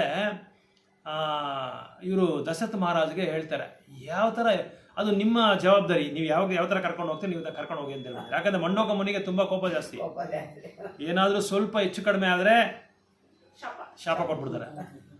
ಸರಿ ಏನು ಮಾಡೋದು ಅಂತ ದಶರಥ ಮಹಾರಾಜ ಏನು ಮಾಡ್ತಾರೆ, ಒಂದು ಕನ್ಯದ ಗುಂಪನ್ನ ಅವ್ರಿಗೆ ಕಳಿಸ್ತಾರೆ. ಅವ್ರು ಹೆಂಗೆ ಕಳಿಸ್ತಾರೆ ಅಂದರೆ ಈ ಋಷಿ ವೇಷ ಹಾಕ್ಕೊಂಡು ಅವ್ರನ್ನೆಲ್ಲ ಕಳಿಸ್ತಾರೆ. ಈ ಮಂಡೋಕ ಮುನಿ ಯಾವಾಗ ಈ ರಾಜ್ಯಕ್ಕೆ ಬರ್ತಾರೋ, ರೋಮಪಾದ ರಾಜ್ಯಕ್ಕೆ, ಇವರು ಒಳಗಡೆ ಹೋಗ್ತಾರೆ, ಆಶ್ರಮಕ್ಕೆ ಒಳಗಡೆ ಹೋಗಿ ನಮ್ಮನ್ನು ಆಮೇಲೆ ಇವ್ರ ಹತ್ರ ಮಾತಾಡ್ತಾರೆ. ಅವ್ರು ಮಾತಾಡಿದ್ದೇ ಇಲ್ಲ ಯಾವತ್ತೂ, ಋಷ್ಯಸಿಂಗವರು ಯಾರ ಹತ್ರ ಮಾತಾಡಿ, ತಂದೆ ಬಿಟ್ಟು ಯಾರ ಹತ್ರ ಮಾತಾಡಿರಲ್ಲ. ಎರಡನೇದು ಬಂದು ಅವ್ರು ಏನು ತಿನ್ನೋದು ಅಂದರೆ ಕಾಡಲ್ಲಿರೋ ಎಳೆಗಳು, ಆಮೇಲೆ ಕಂದಮೂಲಿಕೆಗಳು, ಇದನ್ನೇ ಅವ್ರು ತಿನ್ನೋದು, ಬೇರೆ ಏನು ತಿಂದಿರಲ್ಲ. ಹಣ್ಣು, ಹೆರ್ಬಲ್ಸು, ಮೂಲಿಕೆಗಳು ಹೆರ್ಬ್ಸ್, ಅದನ್ನೇ ಅವ್ರು ತಿನ್ನೋದು. ಸೊ ಇದನ್ನು ಯಾವಾಗಲೂ ತಿನ್ಕೊಂಡಿರೋದು ಇವರು, ಯಾರು ಋಷ್ಯಸಿಂಗರು. ಆ ಥರ ಇರುವಾಗ ಇವರು ಆ ಥರ ಬೆಳೆಸಿರ್ತಾರೆ. ಇವ್ರು ಹೋಗಿ ಏನು ಮಾಡ್ತಾರೆ, ಮಾತಾಡಿದ ತಕ್ಷಣ ಅವ್ರಿಗೆ ಏನೋ ಒಂಥರ ಎಲ್ಲಿಂದಿರೋ ಸಂತೋಷ. ಮಾತಾಡ್ತಾ ಸ್ವಲ್ಪ ಅವ್ರನ್ನ ಆಕರ್ಷಣೆ ಮಾಡೋ ಥರ ಮಾತಾಡ್ತಾರೆ. ಆಮೇಲೆ ಸ್ವಲ್ಪ ಹತ್ರ ಹೋಗಿ ಅವರು ಹತ್ರ ಬರ್ತಾರೆ. ಯಾರು ನೀವು, ಇದುವರೆಗೂ ನನ್ನ ಜೀವನದಲ್ಲಿ ನಿಮ್ಮ ಹತ್ರ ಒಂದು ಮನುಷ್ಯನೇ ನಾನು ನೋಡಿಲ್ವಲ್ಲ, ಇವ್ರು ಯಾರನ್ನೂ ನೋಡಿಲ್ಲ. ಸರಿ ಒಳಗಡೆ ಹತ್ರ ಹೋಗ್ತಾರೆ. ಆಮೇಲೆ ಇವ್ರೇನು ಮಾಡ್ತಾರೆ, ಹೇಗ ಇವ್ನು ಕರ್ಕೊಂಬರ್ಬೇಕಲ್ವಾ, ರಾಜ್ಯಕ್ಕೆ ಕರ್ಕೊಂಬರ್ಬೇಕು, ಗಟ್ಟಿಯಾಗಿ ಹೋಗಿ ತಪ್ಕೊಂಡ್ಬಿಡ್ತಾರೆ. ಅವ್ರನ್ನ ತಪ್ಕೊಂಡ ತಕ್ಷಣ ಅವ್ರೇನಾಗ್ತಾರೆ, ಇವ್ರಿಗೆ ಇದೆಲ್ಲ ಹೊಟ್ಟೋಗ್ಬಿಡುತ್ತೆ. ಅವ್ರ ಹತ್ರ ಇರೋ ಒಂದು ಶುದ್ಧವಾದ ಒಂದು ಆ ತಪಸ್ಸೆ ಮಾಡಿರೋ ಇದೆಲ್ಲ ಮಂತ್ರ ಶಕ್ತಿಗಳೆಲ್ಲ ಸ್ವಲ್ಪ ಕಡಿಮೆ ಆಗ್ತಾ ಬರುತ್ತೆ. ಫುಲ್ ಕಡಿಮೆ ಆಗಲ್ಲ, ಸ್ವಲ್ಪ ಕಡಿಮೆ ಆಗ್ತಾ ಬರುವಾಗ ಅವ್ರು ಹೋಗಿ ಸರಿ ಅವರೆಲ್ಲ ಮಾತಾಡ್ಕೊಂಡು ನಾವು ನಾಳೆ ಬರ್ತೀರಿ ಅಂತೆಲ್ಲ ಹೊಟ್ಟೋಗ್ಬಿಡ್ತಾರೆ. ಅವ್ರು ಯಾವಾಗ ಹೋಗ್ತಾರೋ ಆವಾಗಿಂದ ಅವ್ರ ಬಗ್ಗೆನೇ ಯೋಚನೆ ಮಾಡ್ತಾ ಇರ್ತಾರೆ. ಅವ್ರ ಬಗ್ಗೆನೇ ಯೋಚನೆ ಮಾಡಿ ಆಮೇಲೆ ತಂದೆ ಬಂದು ಮಾತಾಡ್ತಾ ಇದ್ದಾರೆ, ಏನೂ ಇಲ್ಲ, ಮಾತುಕತೆನೇ ಇಲ್ಲ ಅವ್ರ ಹತ್ರ. ಹೌದಾ ಅಂತ ಎಲ್ಲೋ ಇದ್ದಾರೆ, ಯಾವುದೋ ಲೋಕದಲ್ಲಿ ಇದ್ದಾರೆ. ಅದಾದ್ಮೇಲೆ ತಂದೆ ಹೊರಟೋಗ್ತಾರೆ. ಸರಿ ಏನೋ ಹುಷಾರಿಲ್ವಾ ಅಂತೇಳಿ ಸುಮ್ಮನೆ ಹೊರಟೋಗ್ತಾರೆ. ಮತ್ತೆ ಮಾರನೇ ದಿನ ಏನಾಗ್ತಾರೆ, ಆಯ್ತು ನೀವು ಹೋಗಿ, ಹರೇ ಕೃಷ್ಣ, ನೀವು ಸ್ವಲ್ಪ ಹೊತ್ತಾದ್ರೂ ಪರವಾಗಿಲ್ಲ ಬನ್ನಿ, ನೀವು ಅಲ್ಲ ಟೈಮ್ ಕಡಿಮೆ ಇದೆ ಕೂಡ ಯು ಕ್ಯಾನ್ ಲಿಸನ್ ಅಂದ್ರೆ ಅದು. ಯಾಕಂದ್ರೆ ಭಗವಂತ ಈ ಒಂದು ಸತ್ಸಂಗ ಸಿಗೋದ್ ಸಲ ತುಂಬಾ ಕಷ್ಟ. ಆತರ ಏನ್ ಬೇಡ ಇಲ್ಲ. ಇವಾಗ ನಮ್ ಕ್ಲಾಸ್ಗೆ ಎಷ್ಟೋ ಜನ ಬರ್ತಾರೆ, ನಮ್ ಸತ್ಸಂಗದಲ್ಲಿ ಬರ್ತಾರೆ, ಅವ್ರ ಪಾಡಿಗೆ ಅವ್ರು ಹರೇ ಕೃಷ್ಣ ಅಂತ ಹೇಳ್ಬಿಟ್ಟು ಹೋಗ್ತಾ ಇರ್ತಾರೆ. ಟೈಮ್ ಈ ತರ ಮಾಡುವಾಗ ಋಷಿಸಿಂಗರ್ ಏನ್ ಮಾಡ್ತಾರೆ, ಯೋಚನೆ ಮಾಡಿ ಮತ್ತೆ ಮಾರನೇ ದಿನ ಬರ್ತಾರೆ ಇವರು. ಮಾರನೇ ದಿನ ಇವರೆಲ್ಲ ಬಂದು, ಕನ್ಯೆಗಳೆಲ್ಲ ಬಂದು, ನಮ್ಮದು ಪಕ್ಕದಲ್ಲೇ ಇರೋದು ಆಶ್ರಮ, ನೀವು ಬನ್ನಿ ಅಂತ ಹೇಳಿ ಅವ್ರನ್ನ ಕರ್ಕೊಂಡು ಹೋಗ್ಬಿಡ್ತಾರೆ. ಅದು ಕರ್ಕೊಂಡು ಹೋಗಕ್ ಮುಂದೆ ಏನ್ ಮಾಡ್ತಾರೆ, ಮೊದಲನೇ ದಿನ ಒಂದು ಸ್ವೀಟ್ ಕೊಟ್ಟಿರ್ತಾರೆ ಅವ್ರಿಗೆ. ಆ ಸ್ವೀಟ್ ತಿಂದ ತಕ್ಷಣ ಅವ್ರಿಗೆ ಎಲ್ಲಿಲ್ದಿರ ರುಚಿ ಅವ್ರಿಗೆ. ಯಾಕಂದ್ರೆ ಕಂದಮೂಲಿಕೆಗಳು ತಿಂದಿರೋರು ಯಾವುದು ತಿಂದಿಲ್ಲ. ಆ ಸ್ವೀಟ್ ಕೊಟ್ರೆ ಅರ್ಧ ಮಾಯ ಇದಾಗ್ಬಿಡ್ತಾರೆ ಅವರು, ಅವ್ರಿಗೆ ಇದೆಲ್ಲ ಹೊಟ್ಟೋಗುತ್ತೆ. ಆಸೆ ಆಕಾಂಕ್ಷೆಗಳೆಲ್ಲ ಬೇರೆ ಕಡೆ ಹೊಟ್ಟೋಗ್ಬಿಡುತ್ತೆ. ಆಮೇಲೆ ಮಾರನೇ ದಿನ ಇನ್ನೂ ಹೆಂಗೋ ಅವ್ರನ್ನ ಸಮಾಧಾನ ಮಾಡಿ ಕರ್ಕೊಂಬಂದ್ಬಿಡ್ತಾರೆ. ಅವ್ರು ಕರ್ಕೊಂಬಂದು ಹೆಜ್ಜೆ ಇಟ್ಟಿದ ತಕ್ಷಣ ಇದು ಮಳೆ ಶುರು, ಹೆವಿ ರೈನ್ಸ್, ಭಾರಿ ಮಳೆಗಳೆಲ್ಲ ಶುರು ಆಗ್ಬಿಡುತ್ತೆ. ಆಮೇಲೆ ಇವರು ಋಷಿಗಳು ಹೇಳ್ತಾರೆ, ನೀವು ಪುತ್ರ ಕಾಮೇಷ್ಟಿ ಯಜ್ಞ ಮಾಡಬೇಕು ಅಂತೇಳಿ ದಶರಥ ಮಹಾರಾಜ್ಗೆ ಹೇಳ್ತಾರೆ. ಆವಾಗ ದಶರಥ ಮಹಾರಾಜು ಆ ಪುತ್ರ ಕಾಮೇಷ್ಟಿ ಯಜ್ಞನ ಶುರು ಮಾಡ್ಕೊತಾರೆ. ಆ ಶುರು ಮಾಡ್ಕೊತಾ ಇರುವಾಗ ಋಷ್ಯಸಿಂಗರೇ ಮಾಡ್ತಾರೆ ಅದನ್ನು. ಆವಾಗ ಅವ್ರು ಮಾಡ್ತಾ ಇರುವಾಗ ಏನಾಗುತ್ತೆ, ಆ ಯಜ್ಞದಿಂದ ಒಬ್ಬ ಪುರುಷ ಬಂದು ಉದ್ಭವ ಆಗ್ತಾರೆ. ಆ ಪುರುಷ ಬಂದು ಒಂದು ಮಡಿಕೆನಲ್ಲಿ ಪಾಯಸ ಇಟ್ಟಿರ್ತಾರೆ. ಆ ಪಾಯಸನ ದಶರಥ ಮಹಾರಾಜಕ್ಕೆ ಕೊಟ್ಟರೆ ದಶರಥ ಮಹಾರಾಜ ಏನು ಮಾಡ್ತಾರೆ, ಅದನ್ನು 4 ಭಾಗಕ್ಕೆ ಡಿವೈಡ್ ಮಾಡ್ತಾರೆ. ಅದರಲ್ಲಿ ಅರ್ಧ ಬಂದು ಕೌಶಲ್ಯ ಕೊಡ್ತಾರೆ, ಅರ್ಧ ಕೊಟ್ಟರೆ ಇನ್ನರ್ಧ ಏನು ಮಾಡ್ತಾರೆ, ಇನ್ನೊಂದು ಭಾಗ ಬಂದು ಕೈ ಕೊಡ್ತಾರೆ. ಒಂದು ಭಾಗನ ಇನ್ನೊಂದು ದೊಡ್ಡ ಭಾಗನ ಸುಮಿತ್ರ ಕೊಡ್ತಾರೆ. ಸೊ ಕೌಶಲ್ಯಗೆ ರಾಮನು ಜನ್ಮಿಸ್ತಾರೆ, ಕೈಕೇಯಿಗೆ ಭರತ ಮಹಾರಾಜು, ಸುಮಿತ್ರಾಗೆ 2 ಮಕ್ಕಳು. ಯಾಕಂದ್ರೆ ಎರಡು ಭಾಗ ಕೊಟ್ಟಿದ್ದಾರೆ. ಸೊ 2 ಮಕ್ಕಳು ಹುಡ್ತಾರೆ. ಅವರು ಶತ್ರುಘ್ನ, ಆಮೇಲೆ ಭರತ ಮಹಾರಾಜು ಅಲ್ಲ, ಇವರು ಲಕ್ಷ್ಮಣನು ಮತ್ತೆ ಇವರು ಶತ್ರುಘ್ನ. ಸೊ ಈ 4 ಜನ ಇದು ಈ ಮಕ್ಕಳು ಜನ್ಮಿಸಿದ ಮೇಲೆ ಯಾವಾಗಲೂ ರಾಮನ ಜೊತೆ ಯಾವಾಗಲೂ ಲಕ್ಷ್ಮಣ ಇದ್ದೇ ಇರ್ತಾರೆ, ಭರತನ ಜೊತೆ ಶತ್ರುಘ್ನ ಇದ್ದೇ ಇರ್ತಾರೆ. ಲಕ್ಷ್ಮಣ ರಾಮನ ಸೇವೆ ಮಾಡ್ತಾ ಇರ್ತಾರೆ, ಶತ್ರುಘ್ನ ಭರತ ಮಹಾರಾಜ ಯಾವಾಗಲೂ ಸಹಾಯ ಮಾಡ್ತಾ ಇರ್ತಾರೆ. ಈ ಥರ ಇಬ್ಬರು ಜೊತೆ ಆಗ್ಬಿಡ್ತಾರೆ ಇವರು. ಸೊ ಈ ಥರ ಇವರು ಬೆಳ್ಕೊಂಡು ಒಂದು 13 ವರ್ಷ ಆದಮೇಲೆ ಒಂದಿನ ಏನಾಗುತ್ತೆ ಅಂದರೆ, ದಶರಥ ಮಹಾರಾಜ ಕೂತ್ಕೊಂಡಿರ್ತಾರೆ ಈ ಅಯೋಧ್ಯದಲ್ಲಿ ಸಿಂಹಾಸನ ಮೇಲೆ ಕೂತ್ಕೊಂಡಿರುವಾಗ ವಿಶ್ವಾಮಿತ್ರರು ಬರ್ತಾರೆ. ಸೊ ವಿಶ್ವಾಮಿತ್ರರು ಬಂದು ಆಗಮನ ಮಾಡಿದ್ರೆ ಆವಾಗ ಅವ್ರಿಗೆ ಸಕಲ ಸತ್ಕಾರಗಳೆಲ್ಲ ಮಾಡಿ, ನಿಮ್ಗೇನು ಬೇಕು ಹೇಳಿ, ಏನು ಬೇಕೋ ನಾನು ಕೊಟ್ಬಿಡ್ತೀನಿ. ಯಾಕಂದರೆ ವಿಶ್ವಾಮಿತ್ರರು ದಶರಥ ಮಹಾರಾಜ್ ಯಾರಾದರೂ ಬ್ರಾಹ್ಮಣರು ಬಂದ್ಬಿಟ್ರೆ ಅವ್ರಿಗೆ ಎಲ್ಲಿಂದ ಸಂತೋಷ. ಆ ಕಾಲದಲ್ಲಿ ಇವನು ಮನೆಗಳಲ್ಲಿ ಕೂಡ ಅಷ್ಟೇ, ಯಾರಾದರೂ ಋಷಿಗಳು, ಮುನಿವರ್ಗಳು, ಸಂತರು, ಭಕ್ತರು ಯಾರಾದರೂ ಬಂದರೆ ಯಾವಾಗಲೂ ಅವ್ರಿಗೆ ಇವಾಗ ನಾವು ಪ್ರೈಮ್ ಮಿನಿಸ್ಟ್ರು, ಪ್ರಧಾನಮಂತ್ರಿ ಬಂದರೆ ಹೆಂಗೆ ಕೊಡ್ತೀರಿ ಮರ್ಯಾದೆ, ಅದಕ್ಕೆ 1000ರಷ್ಟು ಜಾಸ್ತಿ ಕೊಡ್ತಾರೆ. ಅವಾಗ ಅವರ ಬಂದು ಕೂತ್ಕೊಂಡು ಅವ್ರ ಹತ್ರ ಕೇಳ್ತಾರೆ, ನಾವು ಯಾವ ಥರ ಈ ಲೌಕಿಕ ಜಗತ್ತಿಂದ ಯಾವ ಥರ ನಾವು ಬಿಡುಗಡೆ ಆಗಬೇಕು, ಯಾವ ಥರ ನಾವು ಉದ್ಧಾರ ಆಗಬೇಕು, ಇದನ್ನೆಲ್ಲ ಕೇಳ್ಕೊಳ್ಳೋದಕ್ಕೋಸ್ಕರನೇ ಅವ್ರು ಬಂದರೆ ಎಷ್ಟೋ ಸಂತೋಷ ಇವಾಗೆಲ್ಲ ಎಲ್ಲ ಕೇಳ್ಕೊಂಡು ಸಂತೋಷ ಆಗಿ ಮಾತಾಡ್ಕೊಂಡಿರ್ತಾರೆ. ಆಮೇಲೆ ವಿಶ್ವಾಮಿತ್ರ ಹೇಳ್ತಾರೆ, ನಾನು ಬಂದಿದ್ದ ವಿಷಯ, ಮುಖ್ಯವಾದ ವಿಷಯ ಏನು ಅಂದರೆ, ನನಗೆ ರಾಮನ್ನ ನಾನು ಕರ್ಕೊಂಡು ಹೋಗ್ಬೇಕು ಅಂತ ಹೇಳ್ತಾರೆ. ಇವ್ರು ಮೊದಲೇ ಮಾತು ಕೊಟ್ಬಿಟ್ಟಿರ್ತಾರೆ, ನೀವೇನು ಕೇಳಿದ್ರು ನಾನು ಕೊಡ್ತೀನಿ ಅಂತ ಮಾತು ಕೊಟ್ಬಿಟ್ಟಿರ್ತಾರೆ. ಅವಾಗ ದಶರಥರು ಹೇಳ್ತಾರೆ, ಏನಕ್ಕೋಸ್ಕರ ನೀವು ರಾಮನ ಕರ್ಕೊಂಡು ಹೋಗ್ಬೇಕು ಅಂತ ಕೇಳ್ತಾರೆ. ಇಲ್ಲ, ಈ ಥರ ನಾನು ಯಜ್ಞ ಮಾಡೋದಕ್ಕೆ ತುಂಬ ಇದು ಅಡಚಣೆ ಆಗ್ಬಿಟ್ಟಿದೆ. ಈ ರಾವಣ ಅಂತ ಒಬ್ಬ ರಾಕ್ಷಸ ಇದ್ದಾನೆ, ಆಮೇಲೆ ಮಾರೀಚಿ, ಸುಬಾವು ಅಂತ ಇವರೆಲ್ಲ ತುಂಬ ನನಗೆ ತೊಂದರೆ ಕೊಡ್ತಾ ಇದ್ದಾರೆ, ನಾನು ಯಜ್ಞ ಮಾಡೋಕ್ಕೆ ಆಗ್ತಾ ಇಲ್ಲ ಅಂತ ಹೇಳುವಾಗ ಏನು ಮಾಡ್ತಾರೆ ಇವರು, ದಶರಥ ಹೇಳ್ತಾರೆ, ನಾನೇ ಬರ್ತೀನಿ ಅವ್ರನ್ನ ಸಾಯಿಸೋದಕ್ಕೆ, ನಾನು ನನ್ನ ಸೈನ್ಯ ಎಲ್ಲರೂ ಬರ್ತಾರೆ, ಆದರೆ ರಾಮಲಕ್ಷ್ಮಣ ಮಾತ್ರ ಕರಿಬೇಡ, ಅವ್ರು ತುಂಬ ಇನ್ನು ಚಿಕ್ಕ ಮಕ್ಕಳು ಅವರು, ಅವ್ರಿಗೆ ಯಾಕಂದ್ರೆ ರಾವಣ ಅಂದ್ರೆ ಭಯ ಎಲ್ಲರಿಗೂ. ದಶರಥಂಗೆ ಗೊತ್ತಾಗ್ಬಿಟ್ಟಿದೆ ರಾವಣ ಯಾರು ಅಂತ. ಸೊ ರಾವಣ ಅಂದ್ರೆ ತುಂಬಾ ಭಯ, ಏನ್ ಮಾಡ್ಬಿಡ್ತಾವ ಅವ್ರ ಮಕ್ಕಳನ್ನ ಅಂತ. ಯಾಕಂದ್ರೆ ರಾಮ ಲಕ್ಷ್ಮಣ ಅಂದ್ರೆ ದಶರಥನ್ಗೆ ಪ್ರಾಣ, ಹೆಂಗ್ ಕಳಿಸ್ಬೇಕು ಅಂತ. ಸರಿ ಯೋಚನೆ ಮಾಡಿ ಮಾತು ಬೇರೆ ಕೊಟ್ಬಿಟ್ಟಿದ್ದಾರೆ, ಏನ್ ಮಾಡೋದು ಗೊತ್ತಿಲ್ಲ. ಸರಿ ಪಕ್ಕದಲ್ಲಿ ಇವ್ರನ್ನ ಯಾರು ಅವರ ಮಂತ್ರಿ ಇದಾರಲ್ಲ, ಅವ್ರ ಹೆಸರೇನು, ವಸಿಷ್ಠ ಮುನಿಗಳು ಕರೆದು ಕೇಳ್ತಾರೆ. ವಸಿಷ್ಠ ಮುನಿ ಕರೆದು ಕೇಳುವಾಗ, ನೀನು ಧೈರ್ಯವಾಗಿ ರಾಮ ಲಕ್ಷ್ಮಣನ ಕಲಿಸು, ವಿಶ್ವಾಮಿತ್ರನ ನೀನು ಸರ್ವಸಾಧಾರಣವಾಗಿ ಲೆಕ್ಕ ಹಾಕಬೇಡ, ಅವ್ರು ಅಂದ್ಕೊಂಡ್ರೆ ಅವರೇ ಬೇಕಾದರೆ ಆ ಒಂದು ರಾಕ್ಷಸರನ್ನ ಸಂಹಾರ ಮಾಡ್ತಾರೆ, ಆದರೆ ನಿನ್ನ ಮಕ್ಕಳಿಗೆ ರಾಮ ಲಕ್ಷ್ಮಣಗೆ ವಿಶೇಷವಾದಂಥ ಒಂದು ವಿದ್ಯೆ ಕಲಿಸಿ, ವಿಶೇಷವಾದ ಒಂದು ಮಂತ್ರಗಳನ್ನ ಅವ್ರಿಗೆ ಹೇಳ್ಕೊಟ್ಟು, ಬೇರೆ ಬೇರೆ ಉಪದೇಶಗಳೆಲ್ಲ ಮಾಡಿ, ಬೇರೆ ಬೇರೆ ಆಯುಧಗಳೆಲ್ಲ ಅವರು ಕೊಡೋದಕ್ಕೆ ಇಷ್ಟಪಟ್ಟಿದ್ದಾರೆ. ಅದಕ್ಕೋಸ್ಕರ ಅವ್ರು ನಿಮ್ಮನ್ನು ಕರ್ಕೊಂಡು ಹೋಗ್ತಾ ಇದ್ದಾರೆ. ಇನ್ನೊಂದೇನೆಂದರೆ ಅವ್ರು ಬ್ರಾಹ್ಮಣ ಬೇರೆ. ಸೊ ಕ್ಷತ್ರಿಯನ ಒಂದು ಇದು ಅವ್ರು ಮಾಡಬಾರ್ದು, ಒಂದು ಕರ್ತವ್ಯ ಮಾಡಬಾರ್ದು, ಬ್ರಾಹ್ಮಣ ಕರ್ತವ್ಯನೇ ಮಾಡಬೇಕು. ಸೊ ನಿಮ್ಮ ಮಕ್ಕಳು ಕ್ಷತ್ರಿಯರ ಮಕ್ಕಳು, ಅದಕ್ಕೆ ಅವರು ಇದನ್ನು ಆಯ್ಕೆ ಮಾಡ್ಕೊಂಡಿದ್ದಾರೆ ಅಂತ ಹೇಳುವಾಗ ಆವಾಗ ಸ್ವಲ್ಪ ಧೈರ್ಯ ಬರುತ್ತೆ ಅವರಿಗೆ.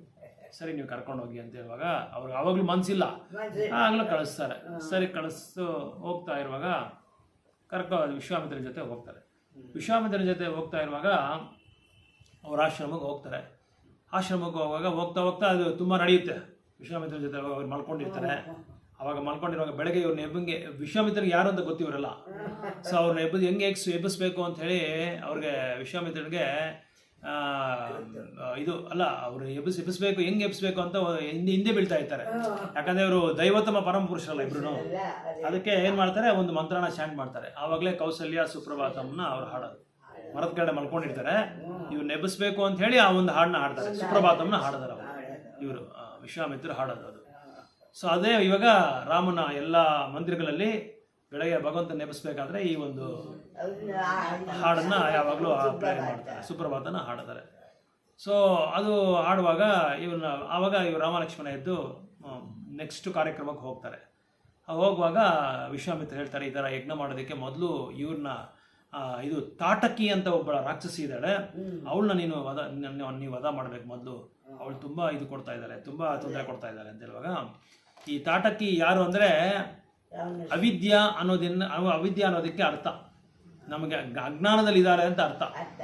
ಸೊ ಅಜ್ಞಾನದಲ್ಲಿ ಇರೋರು ಏನ್ ಮಾಡ್ತಾರೆ, ಭಕ್ತಿ ಸೇವೆ ಮಾಡೋರ್ನ ಅವ್ರನ್ನ ತಡೆ ಮಾಡ್ತಾರೆ, ಅವ್ರಿಗೆ ತೊಂದರೆ ಕೊಡ್ತಾ ಇರ್ತಾರೆ, ಭಕ್ತಿ ಸೇವೆ ಮಾಡೋದಕ್ಕೆ ಬಿಡಲ್ಲ.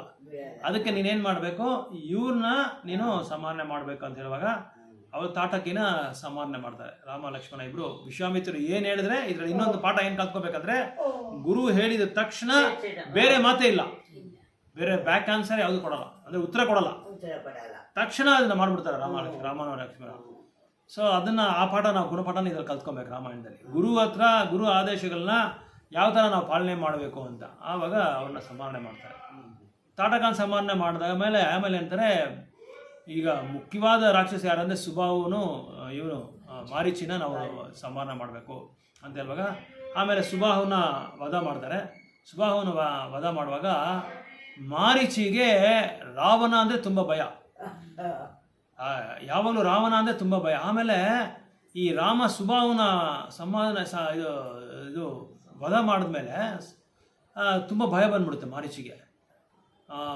ಇದು ಆಮೇಲೆ ರಾವಣ ಅಂತ ಭಯ ಇರೋದು ಹೋಗ್ಬಿಟ್ಟು ಅಂದ್ರೆ ಸಾಕು ಭಯ ಬಂದ್ಬಿಡುತ್ತೆ, ಯಾಕಂದ್ರೆ ರಾಮನ್ ನೋಡಿ. ಆವಾಗ ರಾಮ ಏನ್ ಮಾಡ್ತಾನೆ, ಹೊದ್ದಾನೆ ಇವ್ರನ್ನ ಮಾರೀಚಿನ ಎಷ್ಟೋ ದೂರ, 100 ಕಿಲೋಮೀಟರ್ ದೂರ ಹೋಗಿ ಬಿದ್ದೋಗ್ಬಿಡ್ತಾರೆ ಇವರು, ಯಾರು ಮಾರೀಚಿ. ಸೊ ಮಾರೀಚಿನ ಮಾತ್ರ ಇದು ಮಾಡಲ್ಲ, ಸಂಹರಣೆ ಮಾಡಲ್ಲ, ಅವ್ರನ್ನ ಹಂಗೆ ಬಿಟ್ಬಿಡ್ತಾರೆ. ಆವಾಗ ಮಾರೀಚಿ ಕೇಳ್ಕೊಳ್ತಾನೆ, ನನ್ನ ದಯವಿಟ್ಟು ಏನು ಮಾಡಬೇಡಿ, ನಾನು ಬೇಕಾದ್ರೆ ಒಂದು ಪ್ರಾಣಿ ಥರ ನಾನು ಬದುಕ್ಬಿಡ್ತೀನಿ ಅಂತ ಹೇಳುವಾಗ ಅವರು ಜಿಂಕೆಯಾಗಿ ಜನ್ಮ ತಗೊಂಡ್ಬಿಡ್ತಾರೆ. ಆ ಜಿಂಕೆನೇ ಸೀತಾ ಮತ್ತೆ ಕೇಳೋದು, ಸೀತಾ ಮತ್ತೆ ಆಸೆ ಪಟ್ಟು ಆ ಜಿಂಕೆ ಬೇಕು ಅಂತ ಕೇಳೋದು. ಅದೇ ಅಲ್ಲೇ ರಾಮಾಯಣ ಸ್ಟಾರ್ಟ್ ಆಗುತ್ತೆ. ಅದಕ್ಕೆ ಅದೆಲ್ಲ ರಾಮ ಏನು ಮಾಡ್ತಾರೆ, ಅವನ್ನ ಸಾಯಿಸಲ್ಲ, ಮಾರೀಚಿನ ಸಾಯಿಸಿದ್ರೆ ಹಂಗೆ ಬಿಟ್ಬಿಡ್ತಾರೆ. ಸೊ ಇದಾದ್ಮೇಲೆ ಏನಾಗುತ್ತೆ, ವಿಶ್ವಾಮಿತ್ರರು ಇದನ್ನೆಲ್ಲ ಇದು ಮಾಡಿಕೊಂಡು ಆಮೇಲೆ ವಿಶ್ವಾಮಿತ್ರ ಏನು ಮಾಡ್ತಾರೆ, ಮಿಥಿಲಿ ದೇಶಕ್ಕೆ ನಾವು ಹೋಗಬೇಕು, ಜನಕ ಮಹಾರಾಜು ಕಾಯ್ತಾ ಇದ್ದಾರೆ ಅಂತ ಹೇಳಿ ಅಲ್ಲಿಂದ ಮಿಥಿಲಿ, ಇಲ್ಲೆಲ್ಲ ಇರೋ ರಾಕ್ಷಸರೆಲ್ಲ ಸಂಹಾರಣೆ ಮಾಡ್ಬಿಟ್ರು. ಅದು ತುಂಬ ಇದೆ, ಒಂದೇ ಸಲ 14,000 ರಾಕ್ಷಸರನ್ನ ರಾಮನೇ ವಧ ಮಾಡ್ತಾರೆ, ಅದೆಲ್ಲ ಸಂಹಾರಣೆ ಮಾಡ್ತಾರೆ. ಅದಾದ್ಮೇಲೆ ಮಿಥಿಲಿ ದೇಶಕ್ಕೆ ಕರ್ಕೊಂಡು ಹೋಗ್ತಾರೆ, ಜನಕ ಮಹಾರಾಜ ಇರೋ ಜಾಗದಲ್ಲಿ ಕರ್ಕೊಂಡು ಹೋಗ್ತಾರೆ. ಆ ಅದು ಯಾವುದಂದ್ರೆ ನೇಪಾಳ ಹತ್ರ ಬರುತ್ತೆ ಅದು. ಈಗ ಪ್ರೆಸೆಂಟ್ ಇದು ಸ್ಟೇಟ್ ಯಾವುದು ಅಂದ್ರೆ ಅದು ಹತ್ರ ಬರುತ್ತೆ, ಜನಕಪುರಿ ಅಂತ ಹೆಸರು ಅದಕ್ಕೆ, ಜನಕಪುರಿ. ಅದೇ ಇದಿರೋ ಒಂದು ದೇಶ ಅದು. ಅಲ್ಲಿ ಹೋಗುವಾಗ ವಿಶ್ವಾಮಿತ್ರನಿಗೆ ಗೊತ್ತಾಗುತ್ತೆ ಅಲ್ಲಿ ಯಾರು ಇರೋದಂದ್ರೆ ಸೀತಾಮಾತ ಇರೋದಂತ ಚೆನ್ನಾಗಿ ಗೊತ್ತು. ಸೊ ಇವರು ದೈವತಮ ಪರಮಪುರುಷರಲ್ಲ, ಇವರಿಗೆ ಸರಿಯಾದ ಒಂದು ಕನ್ಯಾನ ಕೊಟ್ಟು ಮದುವೆ ಮಾಡಬೇಕು ಅಂತೇಳಿ ಅಲ್ಲಿ ಅವ್ರೇನು ಮಾಡಿರ್ತಾರೆ, ಇದಕ್ಕೆ ಅರೇಂಜ್ ಮಾಡಿರ್ತಾರೆ, ಏನದು ಸ್ವಯಂವರ. ಸೊ ಆಗಿನ ಕಾಲದಲ್ಲಿ ಹುಡುಗಿನ ಮದುವೆ ಮಾಡ್ಕೊಬೇಕಂದ್ರೆ ಸ್ವಯಂವರದಲ್ಲಿ ಗೆಲ್ಲಬೇಕು ರಾಜ. ಆ ರಾಜ ಸರಿ ಆ ಸ್ವಯಂವರನ ಅರೇಂಜ್ ಮಾಡಿ ವಿಶ್ವಾಮಿತ್ರನಿಗೆ ಇನ್ಫಾರ್ಮೇಶನ್ ಬರುತ್ತೆ ಈ ಥರ. ಅದಕ್ಕೆ ಇವ್ನ ಕರ್ಕೊಂಡೋಗಿ ಅಲ್ಲಿ ಆ ಸ್ವಯಂವರದಲ್ಲಿ ಎಲ್ಲ ರಾಜರು, ದೊಡ್ಡ ದೊಡ್ಡ ರಾಜರೆಲ್ಲ ಬಂದಿರ್ತಾರೆ. ಸೊ ಆ ದೊಡ್ಡ ರಾಜರು ಬಂದು ಆ ಒಂದು ಶಿವಧನಸ್ಸು ಒಂದು ಇರುತ್ತೆ ಅವ್ರ ಹತ್ರ. ಈ ಶಿವಧನಸ್ಸನ್ನು ಸೀತಾಮಾತೆ ಚಿಕ್ಕ ಹುಡುಗಿ ಇರುವಾಗಿಂದಾನೇ ಅದನ್ನ ಹೋಗಿ ನೋಡ್ತಾ ಇರ್ತಾರೆ. ಆ ರೂಮ್ಗೆ ಹೋಗೋದು, ಅದನ್ನ ನೋಡೋದು, ಅದನ್ನ ಕ್ಲೀನ್ ಮಾಡೋದು, ಶುದ್ಧ ಮಾಡೋದು, ಅದನ್ನ ಅವರೇ ಹಿಂಗೆ ಎತ್ತಕ್ಕೆ ಸ್ಟಾರ್ಟ್ ಮಾಡ್ಬಿಡ್ತಾರೆ. ಸೀತಾಮಾತೆ ಯಾರ ಕೈಯಲ್ಲಿ ಎತ್ತಕ್ಕಾಗಲ್ಲ, ಅದನ್ನ ಎತ್ತಬೇಕಂದ್ರೆ 1000 ಜನ ಬೇಕು, ಅಷ್ಟೊಂದು ಭಾರ ಇರುತ್ತೆ. ಆದರೆ ಸೀತಾಮಾತೆ ಅದನ್ನ ಎತ್ತಾ ಇರ್ತಾರೆ. ಇದು ಇದು ಜನಕ ಮಹಾರಾಜ ಒಂದಿನ ಇದು ನೋಡ್ಬಿಡ್ತಾರೆ. ಓ, ಇದನ್ನೇ ಇವರು ಸೀತಾಮಾತೆ ಎತ್ತಾಳಿದ ಅಂದರೆ ಇನ್ನು ಎಷ್ಟು ಶಕ್ತಿವಂತ ಇರಬೇಕು ಇವಳು. ಇವು ಸೀತಾಮಾತೆ ಹೆಂಗೆ ಹುಟ್ಟಿರೋದಂದ್ರೆ ಒಂದು ಅರಣ್ಯದಲ್ಲಿ ಒಂದು ತೋಟ, ಇದು ತುಳಸಿ ಮಾಲೆ ಇರುತ್ತೆ, ತುಳಸಿ ತೋಟ. ಆ ತೋಟದಲ್ಲಿ ಒಂದು ಚಿನ್ನದ ಪೆಟ್ಟಿಗೆ ಇರುತ್ತೆ. ಆ ಪೆಟ್ಟಿಗೆನಲ್ಲಿ ಈ ಮಗು ಬಿದ್ದಿರುತ್ತೆ. ಆ ಮಗುನ ಇವರು ಬೇಟೆ ಆಡುವಾಗ ಜನಕ ಮಹಾರಾಜು ಅದನ್ನ ತಗೊಂಡ್ಬರ್ತಾರೆ. ಇವ್ರಿಗೂ ಮಕ್ಳಿರಲ್ಲ. ಆವಾಗ ಆ ಸೀತೆಯನ್ನು ತಗೊಂಡ್ಬಂದು ಇವ್ರು ಸಾಕೋದು ಶುರು ಮಾಡ್ಕೋದು. ಹೆಂಗೆ ರಾಧಾರಾಣಿ ಬಿಡ್ತಾರೆ ಭೂಮಿ ಒಳಗಡೆ ಕದಿ ಅಗಿವಾಗ ಸಿಕ್ಕದು. ನೇಗಿಲು. ಸೊ ಅದು ಆವಾಗ ಇದು ಈ ಸೀತಾ ಮಾತನ್ನು ಕರ್ಕೊಂಬಂದು ಮನೆಗೆ ಅವ್ರನ್ನ ಶಾಕಿ ಬೆಳೆಸ್ತಾರೆ. ಸೊ ಇವ್ರಿಗೆ ಈ ಒಂದು ಸ್ವಯಂವರದಲ್ಲಿ ಏನ್ ಮಾಡ್ತಾರೆ, ರಾಮ ಗೆದ್ಬಿಡ್ತಾರೆ. ಆ ಒಂದು ಶಿವ ಧನಸ್ಸನ್ನ ಸಾಧಾರಣವಾಗಿ ಎತ್ಕೊಂಡ್ಬಿಡ್ತಾರೆ. ಅವರು ಎತ್ಕೊಂಡು ಏನಾಗುತ್ತೆ, ಅವ್ರು ತಾಕಿದ ತಕ್ಷಣನೇ ಅದು ಚೂರ್ ಆಗ್ಬಿಡುತ್ತೆ. ಆವಾಗ ಏನಾಗುತ್ತಂದ್ರೆ ಆ ಶಿವಧನಸ್ಸು ಚೂರ್ ಆಗಿದ ತಕ್ಷಣ ಒಂದು ದೊಡ್ಡ ಶಬ್ದ ಬರುತ್ತೆ. ಆ ಶಬ್ದದಿಂದ ಏನಾಗುತ್ತೆ ಅಂದ್ರೆ ದೊಡ್ಡ ಬಿರುಗಾಳಿ, ಕಣ್ಣಿಗೆ ಏನು ಕಾಣ್ತಾ ಇಲ್ಲ. ಎಲ್ಲರೂ ಹಂಗೆ ಮೈಕ ಬಿದೋಗಿ ಹಂಗೆ ಇದು ಕೆಳ ಬಿದೋ ತರ ಆಗ್ಬಿಡುತ್ತೆ. ಆವಾಗ ಇವರು ಜನಕ ಮಹಾರಾಜು ಆಮೇಲೆ ರಾಮ ಲಕ್ಷ್ಮಣ ಎಲ್ಲ ಕೇಳ್ತಾರೆ, ಏನಾಗಿದೆ ಅಂತ ಇವ್ರನ್ನ ಕೇಳ್ತಾರೆ. ಪಕ್ಕದಲ್ಲಿರೋ ಋಷಿಮುನಿಗಳನ್ನ ಕೇಳುವಾಗ ಅವ್ರು ಹೇಳ್ತಾರೆ, ಯಾರೋ ಒಬ್ರು ದೈವೋತ್ತಮ ಪರಮಪುರುಷದ ಲಕ್ಷಣ ಇರೋಬ್ರು ಬರ್ತಾ ಇದ್ದಾರೆ. ಈಗ ನಾವು ಏನು ಮಾಡಬೇಕು ಅಂತ ಗೊತ್ತಾಗ್ತಾ ಇಲ್ಲ ಅಂತೇಳಿ ಇವ್ರು ಕೇಳುವಾಗ, ನೀವು ಎಲ್ಲ ಕೆಳಗಡೆ ಬಿದ್ದು ನಮಸ್ಕಾರ ಆಗ್ಬಿಡಿ ಅಂತ ಹೇಳುವಾಗ ಅದಕ್ಕೆ ಅರ್ಥ ಏನಂದ್ರೆ ಶರಣಾಗತಿ ಆಗುವಂತ ಅರ್ಥ. ಸೊ ಎಲ್ಲರೂ ಶರಣಾಗತಿ ಆಗ್ಬಿಡ್ತಾರೆ. ಎಲ್ಲರೂ ಭೂಮಿ ಮೇಲೆ ಕೆಳಗಡೆ ಬಿದ್ದು ನಮಸ್ಕಾರ ಆಗ್ಬಿಡ್ತಾರೆ. ಆ ನಮಸ್ಕಾರ ಆದ್ಮೇಲೆ ಯಾರು ಬರ್ತಾ ಇದ್ದಾರೆ ಅಂದ್ರೆ ಪರಶುರಾಮ್ ಬಂದಿದ್ದಾರೆ ಅವಾಗ. ಸೊ ಪರಶುರಾಮ್ ಬಂದು ಅಲ್ಲಿ ಪ್ರತ್ಯಕ್ಷ ಆಗ್ತಾರೆ. ಪ್ರತ್ಯಕ್ಷವಾಗಿ ಯಾರು ಇಲ್ಲಿ ಆ ಶಿವಧನಸ್ಸನ್ನೇ ಬಂದು ಚೂರಾಗಿ ಮಾಡಿರೋ ಆ ಒಂದು ಬಾಲಕ ಯಾರು, ಅವನ್ನ ನಾನು ಬಿಡಲಾನ, ಹೆಂಗಾದ್ರೂ ಅವನ ಸಮಾಧಾನ ಮಾಡ್ತೀನಿ ಅಂತೇಳಿ ನಿಂತ್ಕೊಂಡ್ಬಿಡ್ತಾರೆ. ಆವಾಗ ರಾಮ ಹೇಳ್ತಾರೆ, ವಿನಯದಿಂದ ರಾಮ ಹೇಳ್ತಾರೆ. ಅಂದ್ರೆ ವಿನಯ ಅಂತ ಒಂದು ಲಕ್ಷಣ ಅವ್ರ ಹತ್ರ ಇದೆ ಅಂತ ತೋರಿಸ್ಕೊಡ್ತಾರೆ ಅವಾಗ ರಾಮಾಯಣದಲ್ಲಿ. ಅವ್ರು ಎಷ್ಟು ಜೋರಾಗಿ ಪೌರುಷವಾಗಿ ಬರ್ತಾರೋ ಇವ್ರು ಅಷ್ಟೇ ವಿನಯವಾಗಿ, ಸ್ವಾಮಿ ಅದು ನಾನೇ, ನಾನು ಬೇಕಂತ ಉದ್ದೇಶಪೂರ್ವಕವಾಗಿ ಅದನ್ನ ಮುರಿಬೇಕು ಅಂತ ಏನು ಮುರಿದಿಲ್ಲ. ನನ್ನ ಗುರು ನನಗೆ ಆದೇಶ ಮಾಡಿದ್ರು, ಯಾರು ವಿಶ್ವಾಮಿತ್ರರು. ಅವ್ರು ಆದೇಶ ಮಾಡಿದಕ್ಕೋಸ್ಕರನೇ ನಾನು ಆ ಶಿವಧನುಷನ್ ನಾನು ತಗೊಂಡೆ. ಅದು ನನ್ನ ಆ ಶಕ್ತಿಗೆ ಏನಾಯ್ತು, ಅದು ಮುಟ್ಟಿದ ತಕ್ಷಣ ಚೂರಾಗೋಯ್ತು ಅಂತ ಹೇಳುವಾಗ, ಓ ಹೌದಾ ಆ ಥರ, ಹಂಗಾದ್ರೆ ನಾನು ನಿನಗೆ ಇನ್ನೊಂದು ಧನಸ್ಸು ಕೊಡ್ತೀನಿ, ನೀನು ಪರೀಕ್ಷೆ ಮಾಡ್ಬೇಕು ನಾನು ಅಂತ ಹೇಳ್ತಾರೆ. ಮಾಡಿ ಸ್ವಾಮಿ, ನೀವು ಏನು ಮಾಡಿದ್ರು ಮಾಡಿ, ನೀವು ಒಂದು ಗುರುಗಳ ಥರ ನನಗೆ ಅಂತ ಹೇಳ್ತಾರೆ. ರಾಮನು ಪರಶುರಾಮ ಅಂದ್ರೆ ಇಬ್ರು ಕೃಷ್ಣನ ಅವತಾರನೇ, ನೋಡ್ಕೊಳ್ಳಿ ಹೆಂಗಿದೆ. ಆವಾಗ ಪರಶುರಾಮ ಪರೀಕ್ಷೆ ಕೊಡ್ತಾರೆ. ಇದು ವಿಷ್ಣು ಧನಸ್ಸು ಅಂತ ಒಂದು ಧನಸ್ಸಿದೆ, ಆ ಧನಸ್ಸನ್ನ ಇದು ನೀನು ಎತ್ತು ಮೇಲೆ ಎತ್ತು ಅಂತ ಹೇಳ್ತಾರೆ. ಅವಾಗ ಅವರು ಸರಳವಾಗಿ ಅದನ್ನ ಎತ್ಬಿಡ್ತಾರೆ. ಆ ವಿಷ್ಣು ಧನಸ್ಸನ್ನ ಇವರು ಮಂತ್ರ ಅದಕ್ಕೆ ಮುಂದೆ ಮಂತ್ರ ಒಂದು ಉಚ್ಚಾರಣೆ ಮಾಡ್ತಾರೆ ಪರಶುರಾಮ, ಆ ಧನಸ್ಸು ಹೊರಗಡೆ ಬರಲಿ ಅಂತ. ಅದು ಎಷ್ಟೇ ಮಂತ್ರ ಹಾಕಿದ್ರು ಬರ್ತಾ ಇಲ್ಲ, ಯಾಕಂದ್ರೆ ರಾಮನ ಹತ್ರನೇ ಇರುತ್ತೆ. ಅದು ಅವರೇ ವಿಷ್ಣು ಅಲ್ವಾ, ಅವರೇ ರಾಮ. ಆಮೇಲೆ ಅದು ಬಂದಿಲ್ಲ. ಅದಾದ್ಮೇಲೆ ಏನಾಗುತ್ತದೆ, ಇನ್ನೊಂದ್ಸಲ ಮಂತ್ರ ಉಚ್ಚಾರಣೆ ಮಾಡುವಾಗ ಯಾಕೆ ಸುಮ್ಮನೆ ಪರೀಕ್ಷೆ ಮಾಡಬೇಕು ಗುರುಗಳ ಹತ್ರ ಅಂತ ಹೇಳ್ಬಿಟ್ಟು ಅದನ್ನ ಒಳಗಡೆ ಇರೋ ಧನಸ್ಸನ್ನ ಅವರೇ ಆಚೆ ಇಡ್ತಾರೆ. ಅವ್ರು ಮಂತ್ರ ಹೇಳಿದ ತಕ್ಷಣ ಅವ್ರು ಆಚೆ ಬಿಡ್ತಾರೆ. ಆವಾಗ ಆ ಧನಸ್ಸನ್ನು ತಗೊಂಡು ಅವ್ರು ಎತ್ಬಿಡ್ತಾರೆ. ಆವಾಗ ಇವ್ರಿಗೆ, ಓ ನೀನು ಸಾಧಾರಣವಾದ ವ್ಯಕ್ತಿ ಅಲ್ಲ, ನೀನು ಪರಮ ಪುರುಷನ್ ನೀನು ಅಂತ ಹೇಳ್ಬಿಟ್ಟು, ಸರಿ ಇನ್ನು ನನ್ನ ಲೀಲೆಗಳೆಲ್ಲ ಮುಗೀತು, ಇನ್ನು ನೀನ್ ಲೀಲೆಗಳು ಮಾಡು, ತ್ರೇತಾಯುಗ ಇದು, ನೀನ್ ಲೀಲೆಗಳು ಶುರು ಮಾಡ್ಕೋ, ನಾನು ನಿನ್ನ ಹೊರಡ್ತೀನಿ ಅಂತ ಹೇಳ್ಬಿಟ್ಟು ಪರಶುರಾಮನ ಹೊರಟೋಗ್ಬಿಡ್ತಾರೆ. ಇಲ್ಲಿ ಪರಶುರಾಮನ ಒಂದು ಪರೀಕ್ಷೆ. ಯಾಕಂದ್ರೆ ಯಾರಾದ್ರೂ ಬಂದ್ರೆ ಭಕ್ತರು ಏನ್ ಮಾಡ್ತಾರೆ, ಅವರ ಒಂದು ಗುರಿ ಇರುತ್ತಲ್ಲ, ಆ ಗುರಿನ ತಪ್ಪುಟ್ಟು ಏನ್ ಮಾಡ್ತಾರೆ, ಅವ್ರ ಮೇಲೆ ಶುರು ಮಾಡ್ಕೊಂಡ್ಬಿಡ್ತಾರೆ. ಓ ನನಗೆ ನೀನು ಇದು ಮಾಡ್ತೀಯಾ, ನಾನು ಯಾರು ನೀನು ಯಾರು ಅಂತ ನಾವು ನೋಡ್ತಿರಲ್ಲ, ಆವಾಗ ಅಂಥದ್ದೊಂದು ಸೀನ್ ಒಂದು ಕ್ರಿಯೇಟ್ ಮಾಡಿದೀರಾ, ಸೃಷ್ಟಿ ಮಾಡಿದ್ರೆ ಇವರೇನ್ ಮಾಡ್ತಾರೆ, ವಿನಯವಾಗಿ ಪ್ರವರ್ತಿಸ್ತಾರೆ. ಯಾರು ರಾಮ. ಅಲ್ಲಿ ನಾವೇನ್ ಕಲ್ತ್ಕೋಬೇಕಂದ್ರೆ, ಎಷ್ಟೇ ನಾವು ಅಡಚಣೆಗಳು ಬಂದ್ರೆ ಕೂಡ ನಮ್ಮ ಭಕ್ತಿನಲ್ಲಿ ಈ ತರ ಒಂದು ಬರ್ತಾ ಇರುತ್ತೆ. ಅವಾಗ ಅಡಚಣೆ ಬಂದ್ರೆ ಕೂಡ ನಾವು ನಮ್ಮ ಗುರಿನ ನಾವು ತಲುಪೋದನ್ನ ನಾವು ಮರಿಬಾರ್ದು. ಆ ಗುರಿನಲ್ಲೇ ಅದ್ರ ಮೇಲೆ ನಮ್ಮ ಅದೇ ಏಕೇಹ ಕುರುನಂದನ ಅಂತ ನಾವೇನು ಹೇಳೋದಿಲ್ಲ, ವ್ಯವಸಾಯಾತ್ಮಿಕ ಬುದ್ಧಿ ಏಕೇಹ ಕುರುನಂದನ. ಸೊ ಆ ಒಂದು ಇದರಲ್ಲೇ ಒನ್ ಪಾಯಿಂಟ್ ಫೋಕಸ್ ಅಂದ್ರೆ ಅದ್ರ ಮೇಲೆ ದೃಢ ನಿಶ್ಚಯವಾಗಿರ್ಬೇಕು. ಸರಿ, ಆ ತರ ಈ ಪರಶುರಾಮ ಒಂದು ಸ್ವಲ್ಪ ಲೀಲೆಗಳು ಇದರಲ್ಲಿ ರಾಮಾಯಣದಲ್ಲಿ ಬರುತ್ತೆ. ಇದಾದ್ಮೇಲೆ ಅವರು ದಶರಥನಿಗೆ ಇನ್ಫಾರ್ಮ್ ಮಾಡ್ತಾರೆ ವಿಶ್ವಾಮಿತ್ರರು. ಆಮೇಲೆ ಜನಕ ಮಹಾರಾಜ್ ಇವರೆಲ್ಲ ಹೋಗಿ ಅವ್ರಿಗೆಲ್ಲ ಮದುವೆ ಮಾಡ್ತಾರೆ. ಈ ರಾಮನಿಗೆ ಲಕ್ಷ್ಮಣಿಗೆ ಇವರೆಲ್ಲ ಮದುವೆ ಮಾಡ್ತಾರೆ. ಸೊ ಲಕ್ಷ್ಮಣ ಹೆಂಡತಿ ಹೆಸರು ಉರ್ಮಿಲಾ ದೇವಿ. ಸೊ ಇವರೆಲ್ಲ ಮದುವೆ ಮಾಡ್ಕೊಂಡು ಎಲ್ಲರಿಗೂ ಮದುವೆ ಆದಮೇಲೆ ಏನಾಗುತ್ತೆ ಅಂದರೆ, ಒಂದಿನ ದಶರಥನಿಗೆ ವಯಸ್ಸಾಗ್ತಾ ಬರ್ತಾ ಇರುತ್ತೆ. ಸೊ ವಯಸ್ಸಾಗ್ತಾ ಬರ್ತಾ ಇದ್ರುವಾಗ ಏನಾಗುತ್ತೆ ಅಂದರೆ, ದಶರಥನು ರಾಮನ್ನ ಕರೀತಾರೆ. ರಾಮನ ಕರೆದ್ಬಿಟ್ಟು, ನೋಡಪ್ಪ ನನಗಿನ್ನು ವಯಸ್ಸಾಗೋಯ್ತು, ನಾನು ಇನ್ನೇನಾದರೂ ಏನಿದ್ರೂ ಭಗವಂತನ ಸೇವೆ ಮಾಡೋದಕ್ಕೆ ನಾನು ವನಕ್ಕೆ ಹೋಗ್ತಾ ಇದ್ದೀನಿ. ಆ ಕಾಲದಲ್ಲಿ ಏನಿಲ್ಲಲ್ಲ, ದೇವಸ್ಥಾನಗಳೆಲ್ಲ ವನನೇ, ವನಕ್ಕೆ ಹೋಗಿ ತಪಸ್ಸೆ ಮಾಡೋದೆ ಅವಾಗ ಅಂತ. ನಾನು ನಿನ್ನಗೆ ನಾಳೆ ಪಟ್ಟಾಭಿಷೇಕ ಮಾಡಬೇಕು ಅಂತ ಹೇಳುವಾಗ ರಾಮ ಏನು ಹೇಳ್ತಾನೆ, ಆಯಿತು ನೀವು ಹೆಂಗೆ ಹೇಳಿದ್ರೆ ಹಂಗೆ. ಯಾಕಂದರೆ ಇನ್ನೊಂದು ರಾಮಾಯಣದಲ್ಲಿ ಗುಣಪಾಠ ಏನು ಅಂದರೆ, ತಂದೆ ಏನು ಹೇಳ್ತಾರೋ ಮಗ ಬಂದು ಅದನ್ನು ಪಾಲಿಸ್ಬೇಕು. ಯಾವುದೇ ಒಂದು ಕೆಟ್ಟ ಪ್ರವೃತ್ತಿ, ಕೆಟ್ಟ ಮನಸ್ಸಿಟ್ಕೊಂಡು ಇದನ್ನು ನಿರ್ಲಕ್ಷ್ಯ ಮಾಡಬಾರ್ದು. ತಂದೆ ಹೇಳಿದ್ದು ಏನು ಹೇಳ್ತಾರೆ ಅಂದರೆ ದಶರಥನ ಥರ ತಂದೆ ಇರಬೇಕು. ಕಲಿಯುಗದಲ್ಲಿ ಇರೋ ತಂದೆಗಳಲ್ಲ, ದಶರಥನ ಥರ ತಂದೆ. ದಶರಥ ಅಂದರೆ ಏನು ಅರ್ಥ ಅಂದರೆ, ಒಂದೇ ಸಲ 10 ಮಹಾರಥರನ್ನ ಅವರು ಯುದ್ಧ ಮಾಡ್ತಾ ಇದ್ರಂತೆ. ಆಮೇಲೆ ಒಂದೇ ಸಲ 10 ರಥಗಳ 10 ಕೋಣದಲ್ಲಿ ಅವ್ರು ನೋಡಿ ಅವ್ರನ್ನ ಪರೀಕ್ಷೆ ಮಾಡಿ ಅವ್ರು ಯುದ್ಧ ಮಾಡೋರಂತೆ. ಅಷ್ಟು ಶಕ್ತಿ ಇತ್ತಂತೆ ದಶರಥನಿಗೆ. ಅದಕ್ಕೆ ದಶರಥ ಅಂದರೆ 10 ರಥ ಅಂತ ಹೆಸರು. ಆಮೇಲೆ ರಾಮ ಅಂದರೆ ಏನರ್ಥ ಅಂದರೆ ಸಂತೋಷವನ್ನು ಕೊಡೋದು, ಪ್ರತಿಯೊಬ್ಬರಿಗೂ ಸಂತೋಷವನ್ನು ಕೊಡೋದು. ಸೊ ಈ ಥರ ಹೇಳುವಾಗ ಆಯಿತು ಅಂತ ಹೇಳುವಾಗ ಇಲ್ಲಿ ಏನಾಗ್ತಿದೆ ಅಂದರೆ, ಈ ಒಂದು ವಿಷಯ ಬಂದು ಇವಳಿಗೆ ಗೊತ್ತಾಗ್ಬಿಡುತ್ತೆ, ಮಂತ್ರಾಗೆ ಗೊತ್ತಾಗ್ಬಿಡುತ್ತೆ. ಮಂತ್ರ ಯಾರು ಅಂದರೆ ಕೈಕೇಯಿಗೆ ಸೇವಕಿ ಅವಳು, ದಾಸಿಪುತ್ರ ಏನು ಹೇಳ್ತೀರಾ, ಸೇವಕಿ. ಸೊ ಅವ್ರು ಸೇವೆ ಮಾಡಲ್ಲ, ಅವ್ರ ಅಂತಃಪುರದಲ್ಲಿ ಸೇವೆ ಮಾಡ್ತಾ ಇರೋರು. ಸೊ ಸೇವೆ ಮಾಡ್ತಾ ಇರುವಾಗ ಇವಳಿಗೆ ಯಾಕೆ ಈ ಮಂತ್ರಾಗಿ ಎರಡು ಒಂದು ಸನ್ನಿವೇಶ ಇದೆ, ಎರಡು ಕಾರಣ ಇದೆ. ಮಂತ್ರಾಗಿ ಬಂದು ಇದು ನೋಡಿದ ತಕ್ಷಣ ಅಸೂಯೆ ಆಗ್ಬಿಡುತ್ತೆ ಅವಳಿಗೆ. ಯಾಕೆಂದರೆ ಮಂತ್ರ ಒಂದ್ಸಲ ಏನಾಗುತ್ತೆ ಅಂದರೆ, ರಾಮ ಲಕ್ಷ್ಮಣ ಅವರೆಲ್ಲ ಚಿಕ್ಕ ಹುಡುಗರಾಗಿರುವಾಗ ಏನಾಗುತ್ತೆ ಅಂದರೆ, ರಾಮ ಈ ರಾಣಿಗಳನ್ನೆಲ್ಲ ನೋಡ್ತಾರೆ.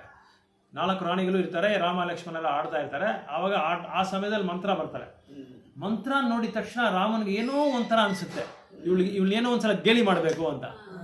ಆ ಗೇಲಿ ಮಾಡಬೇಕು ಅಂತ ಒಂದು ಪ್ರವೃತ್ತಿ ಬಂದ ತಕ್ಷಣ ಏನು ಮಾಡ್ತಾನೆ ರಾಮ, ಅವಾಗ ಜೋರಾಗಿ ಮಳೆ ಬಿದ್ದಿರುತ್ತೆ. ಆ ಮಳೆ ಬಿದ್ದಿರುವಾಗ ಆ ಕೆಸರು ಇರ್ತಲ್ಲ, ಕೆಸರು ತೆಗೆದು ಅವ್ರ ಮೇಲೆ ಹಾಕ್ಬಿಡ್ತಾರೆ. ಚಿಕ್ಕ ಹುಡುಗನಲ್ವಾ, ತೆಗೆದಾದ ಮೇಲೆ ಹಾಕ್ಬೇಕು, ಎಲ್ಲರೂ ನಕ್ಬಿಡ್ತಾರೆ. ಮಂತ್ರ ನೋಡಿ ಮಂತ್ರನೂ ನಕ್ಬಿಡ್ತಾರೆ.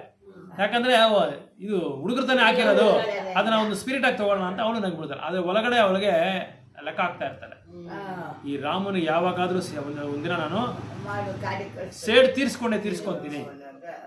ಸೊ ಇದರಲ್ಲಿ ಗುಣಪಾಠ ಏನು ಅಂದರೆ, ಒಬ್ರಿಗೊಬ್ರು ನಾವು ಏನು ಮಾಡ್ತಾರೆ, ಯಾರಾದ್ರೂ ಏನಾದರೂ ಒಂದು ಮಾಡಿದ್ರೆ ಅದನ್ನು ಸೇಡ್ ತೀರ್ಸ್ಕೊಳ್ಳೋ ಒಂದು ಪ್ರಭಾವ ನಮ್ಮ ಹತ್ರ ಇರುತ್ತೆ. ಆ ಸೇಡ್ ತೀರ್ಸ್ಕೊಳ್ಳೋದು ನಾವು ಇರಬಾರ್ದು ನಮ್ಮ ಹತ್ರ ಅಂತ ಹೇಳಿ ಇನ್ನೊಂದು ಗುಣಪಾಠ. ಸರಿ, ಮಂತ್ರ ಇದನ್ನು ಕಾಲ ಬರಲಿ, ನನಗೆ ಸಮಯ ಬಂದಮೇಲೆ ನಾನು ಅದನ್ನು ಸೇಡ್ ತೀರ್ಸ್ಕೊತೀನಿ ಅಂತ ಹೇಳ್ಬಿಟ್ಟು ಈ ಪಟ್ಟಾಭಿಷೇಕದ ಸಮಯದಲ್ಲಿ ಕರೆಕ್ಟಾಗಿ ಏನು ಮಾಡ್ತಾರೆ, ಕೈಕೇಯಿ ಹತ್ರ ಹೋಗ್ತಾರೆ. ಕೈಕೇಯಿಗೆ ಸೇವಕಿ ಇವಳು. ಈ ಕೈಕೇಯಿ ಬಂದು ಮಗ ಬಂದು ಭರತ ಮಹಾರಾಜು. ಆ ಟೈಮಲ್ಲಿ ಭರತ ಮಹಾರಾಜ್ ಬಂದು ಇದಕ್ಕೆ ಹೋಗಿರ್ತಾರೆ, ತಾತನ ಮನೆಗೆ ಹೋಗಿರ್ತಾನೆ. ತಾತನ ಮನೆಯಲ್ಲಿರೋದಂದ್ರೆ ರಷ್ಯಾಗೆ ಯಾಕೆ ಹೆಸರು, ಆ ಹೆಸರು ರಷ್ಯಾ ಅಂದರೆ ಋಷಿಗಳು ತಪಸ್ಸೆ ಮಾಡುವ ಜಾಗ ಅದು. ಅದಕ್ಕೆ ಋಷಿ ಬಂದು ರಷ್ಯಾ ಆಗೋಯ್ತು ಅಲ್ಲಿ. ಸೊ ಅಲ್ಲಿಗೆ ಹೋಗಿರ್ತಾನೆ ಭರತ ಮಹಾರಾಜು. ಭರತ ಮಹಾರಾಜ್ಗಿಂತ ಹೆಚ್ಚಾಗಿ ಪ್ರೀತಿ ಮಾಡ್ತಾ ಇರ್ತಾರೆ ವಾತ್ಸಲ್ಯದಿಂದ. ಯಾರು, ಕೈಕೇಯಿ. ಕೌಶಲ್ಯಗಿಂತ ಕೈಕೇಯಿ ರಾಮನ್ನ ಹೆಚ್ಚಾಗಿ ಪ್ರೀತಿ ಮಾಡ್ತಾ ಇರ್ತಾರೆ. ಈ ಒಂದು ಸಂದೇಶ ಬಂದ ತಕ್ಷಣ ಕೈಕೇಯಿ ಏನು ಮಾಡ್ತಾರೆ, ಬೀರು ಎಲ್ಲ ತಗೊಂಡು ದೊಡ್ಡ ದೊಡ್ಡ ಚಿನ್ನದ ಕತ್ತಿನ ಪಟ್ಟಿ ಎಲ್ಲ ತಗೊಂಡು ಯಾರು ಸಂದೇಶ ಹೇಳ್ತಾರೆ ಅವ್ರ ಮೇಲೆ ಹಾಕ್ಬಿಡ್ತಾರೆ. ಅಷ್ಟು ಸಂತೋಷ ಅವನಿಗೆ, ಕೈಕೇಯಿಗೆ. ಆ ಥರ ಪ್ರೀತಿ ವಾತ್ಸಲ್ಯ ಮಾಡ್ತಾ ಇರೋ ಕೈಕೇಯಿಗೆ ಮಂತ್ರ ಏನು ಮಾಡ್ತಾರೆ, ಬಂದು ನೀನು ಎಂಥ ಕೆಲಸ ಮಾಡ್ತಾ ಇದೆಯಾ ಗೊತ್ತಾ, ನಿನಗೆ ಏನಾಗಿದೆ ಗೊತ್ತಾ ಅಂತ. ಗೊತ್ತು, ನನ್ನ ರಾಮನಿಗೆ ಪಟ್ಟಾಭಿಷೇಕ ಆಗ್ತಾ ಇದೆ ಅಂತ ಹೇಳುವಾಗ ಅಲ್ಲೇ ನೀನು ತಪ್ಪು ಮಾಡ್ತಾ ಇರೋದು. ಅಂದರೆ ಇಲ್ಲೇನು ಅರ್ಥ ಮಾಡ್ಕೋಬೇಕಾದ್ರೆ ನಮ್ಮ ಗುಣ ಏನಂದರೆ, ಅಲ್ಲಿ ಗುಣಪಾಠ ಏನಂದರೆ, ಒಂದು ಕೆಟ್ಟ ಸಹವಾಸನ, ಕೆಟ್ಟ ಸಾಂಗತ್ಯನ ನಾವು ಮಾಡಬಾರ್ದು. ಯಾರಾದರೂ ಕೆಟ್ಟದನ್ನು ನಾವು ಹೇಳೋದಕ್ಕೆ ನಾವು ಅದು ಪ್ರಯತ್ನ ಪಟ್ಟರೆ ನಾವು ಅದರಿಂದ ದೂರ ಹೋಗಬೇಕು, ಇಲ್ಲ ಅವ್ರನ್ನ ನಾವು ದೂರ ಇಡಬೇಕು ಅಂತೇಳಿ ನಾವು ಅರ್ಥ ಮಾಡ್ಕೋಬೇಕು. ಅದಕ್ಕೆ ಸಾಂಗಿತ್ಯ ಮಾತ್ರ ಸತ್ಸಾಂಗಿತ್ಯ ಆಗಿರಬೇಕು. ಸೊ ಸಂತರ ಸಾಂಗಿತ್ಯ ಮತ್ತು ಮಹಾಪುರುಷರ ಸಾಂಗಿತ್ಯ, ಇವರ ಸಾಂಗಿತ್ಯದಲ್ಲಿ ಮಾತ್ರ ನಾವು ಇರಬೇಕೇ ಹೊತ್ತು ದುಷ್ಟರ ಸಹವಾಸ ನಾವು ಮಾಡಬಾರ್ದು ಅಂತ ಇದರಲ್ಲಿ ಒಂದು ಗುಣಪಾಠ. ರಾಮಾಯಣದಲ್ಲಿ ಬರೀ ಗುಣಪಾಠಗಳೇ, ಬರೀ ತುಂಬ ಇದೆ ಕಲ್ತ್ಕೊಳ್ಳೋದು. ಆಮೇಲೆ ಆ ಮಂತ್ರ ಒಂದು ದುಷ್ಟರ ಸಹವಾಸದಿಂದ ಕೈಕೇಯಿ ಏನು ಮಾಡ್ತಾರೆ, ರಾಮನ ಮೇಲೆ ಅಸೂಯೆ ಪಡೋದಕ್ಕೆ ಶುರು ಮಾಡ್ಕೊಂಡ್ಬಿಡ್ತಾರೆ. ಅವಾಗ ಇವಳು ಹೇಳ್ಕೊಟ್ಬಿಡ್ತಾರೆ ಮಂತ್ರ, ನೋಡಿ ಈಗ ನಿನ್ನ ಕೆಲಸ, ನಿನ್ನ ಪೊಸಿಷನ್, ನಿನ್ನ ಗತಿ ಏನು ಗೊತ್ತಾ, ನಿನ್ನ ಮಗನ ಗತಿ ಏನು ಗೊತ್ತಾ ಅಂತ ಕೇಳ್ತಾರೆ. ನೀನು ದಾಸಿ ಆಗ್ಬಿಡ್ತೀಯಾ ಕೌಸಲ್ಯ ಪಟ್ಟದ ರಾಣಿ ಆಗ್ಬಿಡ್ತಾರೆ. ಆಮೇಲೆ ರಾಮನಿಗೆ ಸೇವಕ ಆಗ್ಬಿಡ್ತಾನೆ ನಿನ್ನ ಮಗ. ಇದೆಲ್ಲ ನಿನ್ಗೆ ಬೇಕಾ, ಇಂಥದ್ದೆಲ್ಲ ನಿನ್ಗೆ ಬೇಕಾ, ಇದೆಲ್ಲ ತುಂಬ ಆಸೆ ಇರ್ತದೆ ಕೈಕೇಯಿಗೆ, ರಾಮನ ಆಗಬೇಕು, ಪಟ್ಟಾಭಿಷೇಕ ಆಗಬೇಕು ಅಂತ. ಆದರೆ ಇವಳು ಹೇಳ್ಕೊಟ್ಟಿರೋ ಒಂದು ಈ ದುಷ್ಟದ ಅವನೀತಿನಲ್ಲಿ ಏನು ಆಗ್ಬಿಡ್ತಾರೆ, ಅವಳು ಏನು ಆಗ್ಬಿಡ್ತಾಳೆ, ಕೈಕೇಯಿ ಅವಳಿಗೆ ಮರಳಾಗ್ಬಿಡ್ತಾಳೆ. ಇವಾಗ ನಾನು ಏನು ಮಾಡಲಿ ಹಂಗಂದ್ರೆ, ನಾನು ಹೆಂಗೆ ನಾನು ನನ್ನ ದಶರಥ ಮಹಾರಾಜ್ಗೆ ಕೈಕೇಯಿ ತುಂಬ ಇಷ್ಟ. ಯಾಕಂದರೆ ಒಂದು ಸನ್ನಿವೇಶದಲ್ಲಿ ಕೈಕೇಯಿ ಏನು ಮಾಡ್ತಾರೆ ಅಂದರೆ, ಯುದ್ಧದಲ್ಲಿ ಸಹಾಯ ಮಾಡಿ ಪ್ರಾಣನೇ ಉಳಿಸ್ಬಿಡ್ತಾರೆ. ಆವಾಗ ನೀನು ವರ ಕೇಳು ಅಂತ ಹೇಳಿ ದಶರಥ ಮಹಾರಾಜು ಹೇಳಿದ್ದಾರೆ. ನಾನು ಈಗ ಕೇಳಲ್ಲ, ನಾನು ಸಮಯ ಬಂದ್ಮೇಲೆ ಕೇಳ್ತೀನಿ ಅಂತ ಅದನ್ನ ಹಂಗೆ ಇಟ್ಕೊಂಡಿದ್ದಾರೆ. ಈ ಸಮಯದಲ್ಲಿ ಕೈಕೇಯಿಗೆ ಜ್ಞಾಪಕ ಮಾಡ್ತಾಳೆ ಇವಳು ಮಂತ್ರ. ನೋಡಿ, ದುಷ್ಟನವರು ಯಾವ ಟೈಮಲ್ಲಿ ಹೆಂಗೆ ಕಾಡಾಕ್ಬೇಕು ಅಂತ ಗೊತ್ತು ಅವ್ರಿಗೆ. ಆ ಟೈಮಲ್ಲಿ ಕರೆಕ್ಟಾಗಿ ಹೇಳ್ಕೊಡ್ತಾರೆ. ಈ ಸಮಯದಲ್ಲಿ ಹೋಗಿ ನೀನು ಈ ಒಂದು ವರನ ಕೇಳು ನಿಮ್ಮ ಇವ್ರ ಹತ್ರ, ನಿಮ್ಮ ಪತಿ ಹತ್ರ ಅನ್ನುವಾಗ ಕೈಕೇಯಿ ಹೋಗ್ತಾಳೆ. ಹೋಗ್ಬಿಟ್ಟು ಏನಂತ ಕೇಳಬೇಕು ಅಂದರೆ, ರಾಮ ವನವಾಸಕ್ಕೆ ಹೋಗ್ಬೇಕು, ಭರತ ಪಟ್ಟಾಭಿಷೇಕ ಆಗಬೇಕು, ಈ 2 ವರ ಕೇಳು ಅಂತ ಹೇಳ್ತಾರೆ. ಸೊ ಹೋಗಿ ದಶರಥ ಮಹಾರಾಜ ಹತ್ರ ಕೇಳಿದ್ರೆ, ದಶರಥ ಮಹಾರಾಜ ಎದೆ ಹಂಗೆ ಹೊಡೆದೋಗ್ಬಿಡ್ತೇವೆ ಅವ್ರಿಗೆ. ಎಂಥ ಕೆಲಸ ಮಾಡಿ ಎಂಥ ಕೇಳ್ತಾ ಇದೆಯಲ್ಲಪ್ಪ ನೀನು. ಮೊದಲು ಹೇಳ್ಬಿಡ್ತಾರೆ ದಶರಥ, ನೀನು ಏನು ಬೇಕಾದ್ರೂ ಕೇಳ್ಕೊಡ್ತೀನಿ ಅಂತ ಮಾತು ಕೊಟ್ಬಿಡ್ತಾರೆ. ಸರಿ, ಏನಂತ ಬಾಯಿ ಬರ್ತಾ ಇಲ್ಲ ಅವ್ರಿಗೆ ಹೇಳೋಕ್ಕೆ. ನಾನು ಹೆಂಗೆ ಹೇಳಿದ್ದೇನೆ ರಾಮನ ಹತ್ರ ಅಂತ ಹೇಳಿದ್ರೆ, ನಾನು ನಿನ್ನೆ ರಾತ್ರಿನೇ ಅವ್ರನ್ನ ಕರೆದು ಪಟ್ಟಾಭಿಷೇಕ ಅಂತ ಹೇಳ್ಬಿಟ್ಟಿದ್ದೀನಿ. ಈಗ ನೀನು ಈ ಥರ ಹೇಳ್ತಾ ಇದೆಯಲ್ಲ, ನಾನೇನು ಮಾಡಲಿ ಅಂತ ಹೇಳಿದ್ರೆ, ನೀವು ಹೇಳ್ಬಿಡಿ ನಾನೇ ಹೇಳ್ತೀನಿ ಅಂತ ಹೇಳ್ತಾರೆ. ಆಮೇಲೆ ಕೈಕೇಯಿನೇ ಹೇಳ್ತಾಳೆ, ರಾಮನ ಕರೆದು ಹೇಳ್ತಾರೆ. ಆವಾಗ ರಾಮ ಇದರಲ್ಲಿ ವೈರಾಗ್ಯ ನೋಡಿ, ಅದ್ರಲ್ಲಿ ವೈರಾಗ್ಯ ಅಂತ ಒಂದು ಗುಣಪಾಠನೂ ಬರುತ್ತೆ. ತಕ್ಷಣ ರಾಮ ನೀನು ವನವಾಸಕ್ಕೆ ಹೋಗ್ಬೇಕು ಅಂದರೆ, ಆಯ್ತಮ್ಮ ತಾಯಿ, ಆಯ್ತಾಯಿ ನಾನು ಹೋಗ್ತೀನಿ ಅಂತೇಳಿ ದಶರಥ ಮಹಾರಾಜ್ಗೂ ಹೇಳ್ಬಿಟ್ಟು ಅವ್ರ ಹತ್ರ ಆಶೀರ್ವಾದ ತಗೊಂಡು ಹೋಗ್ತಾರೆ. ಅವಾಗ ಲಕ್ಷ್ಮಣನು ಸೀತೆನೂ ಬರ್ತೀನಿ ಅಂತಾರೆ. ಅದರಲ್ಲಿ ಸೀತೆ ಬಂದು ದೊಡ್ಡ ಅರಮನೆಯಲ್ಲಿ ಹುಟ್ಟಿದ್ದು, ದೊಡ್ಡ ಸೊಗಸಾಗಿ ಜೀವನ ಮಾಡ್ತಾ ಇದ್ದ ಒಂದು ರಾಣಿ ಅರಣ್ಯಕ್ಕೆ ಹೋಗೋದಕ್ಕೆ ಸಿದ್ಧ ಆಗ್ಬಿಡ್ತಾರೆ. ರಾಮ ನೀನು ಎಲ್ಲಿ ಹೋಗ್ತೀರಾ, ನಾನು ಅಲ್ಲೇ ಬರ್ತೀನಿ ಅಂತ ಹೇಳ್ತಾರೆ. ಲಕ್ಷ್ಮಣ, ನನಗಿಲ್ಲಿ ಜಾಗ ಇಲ್ಲ,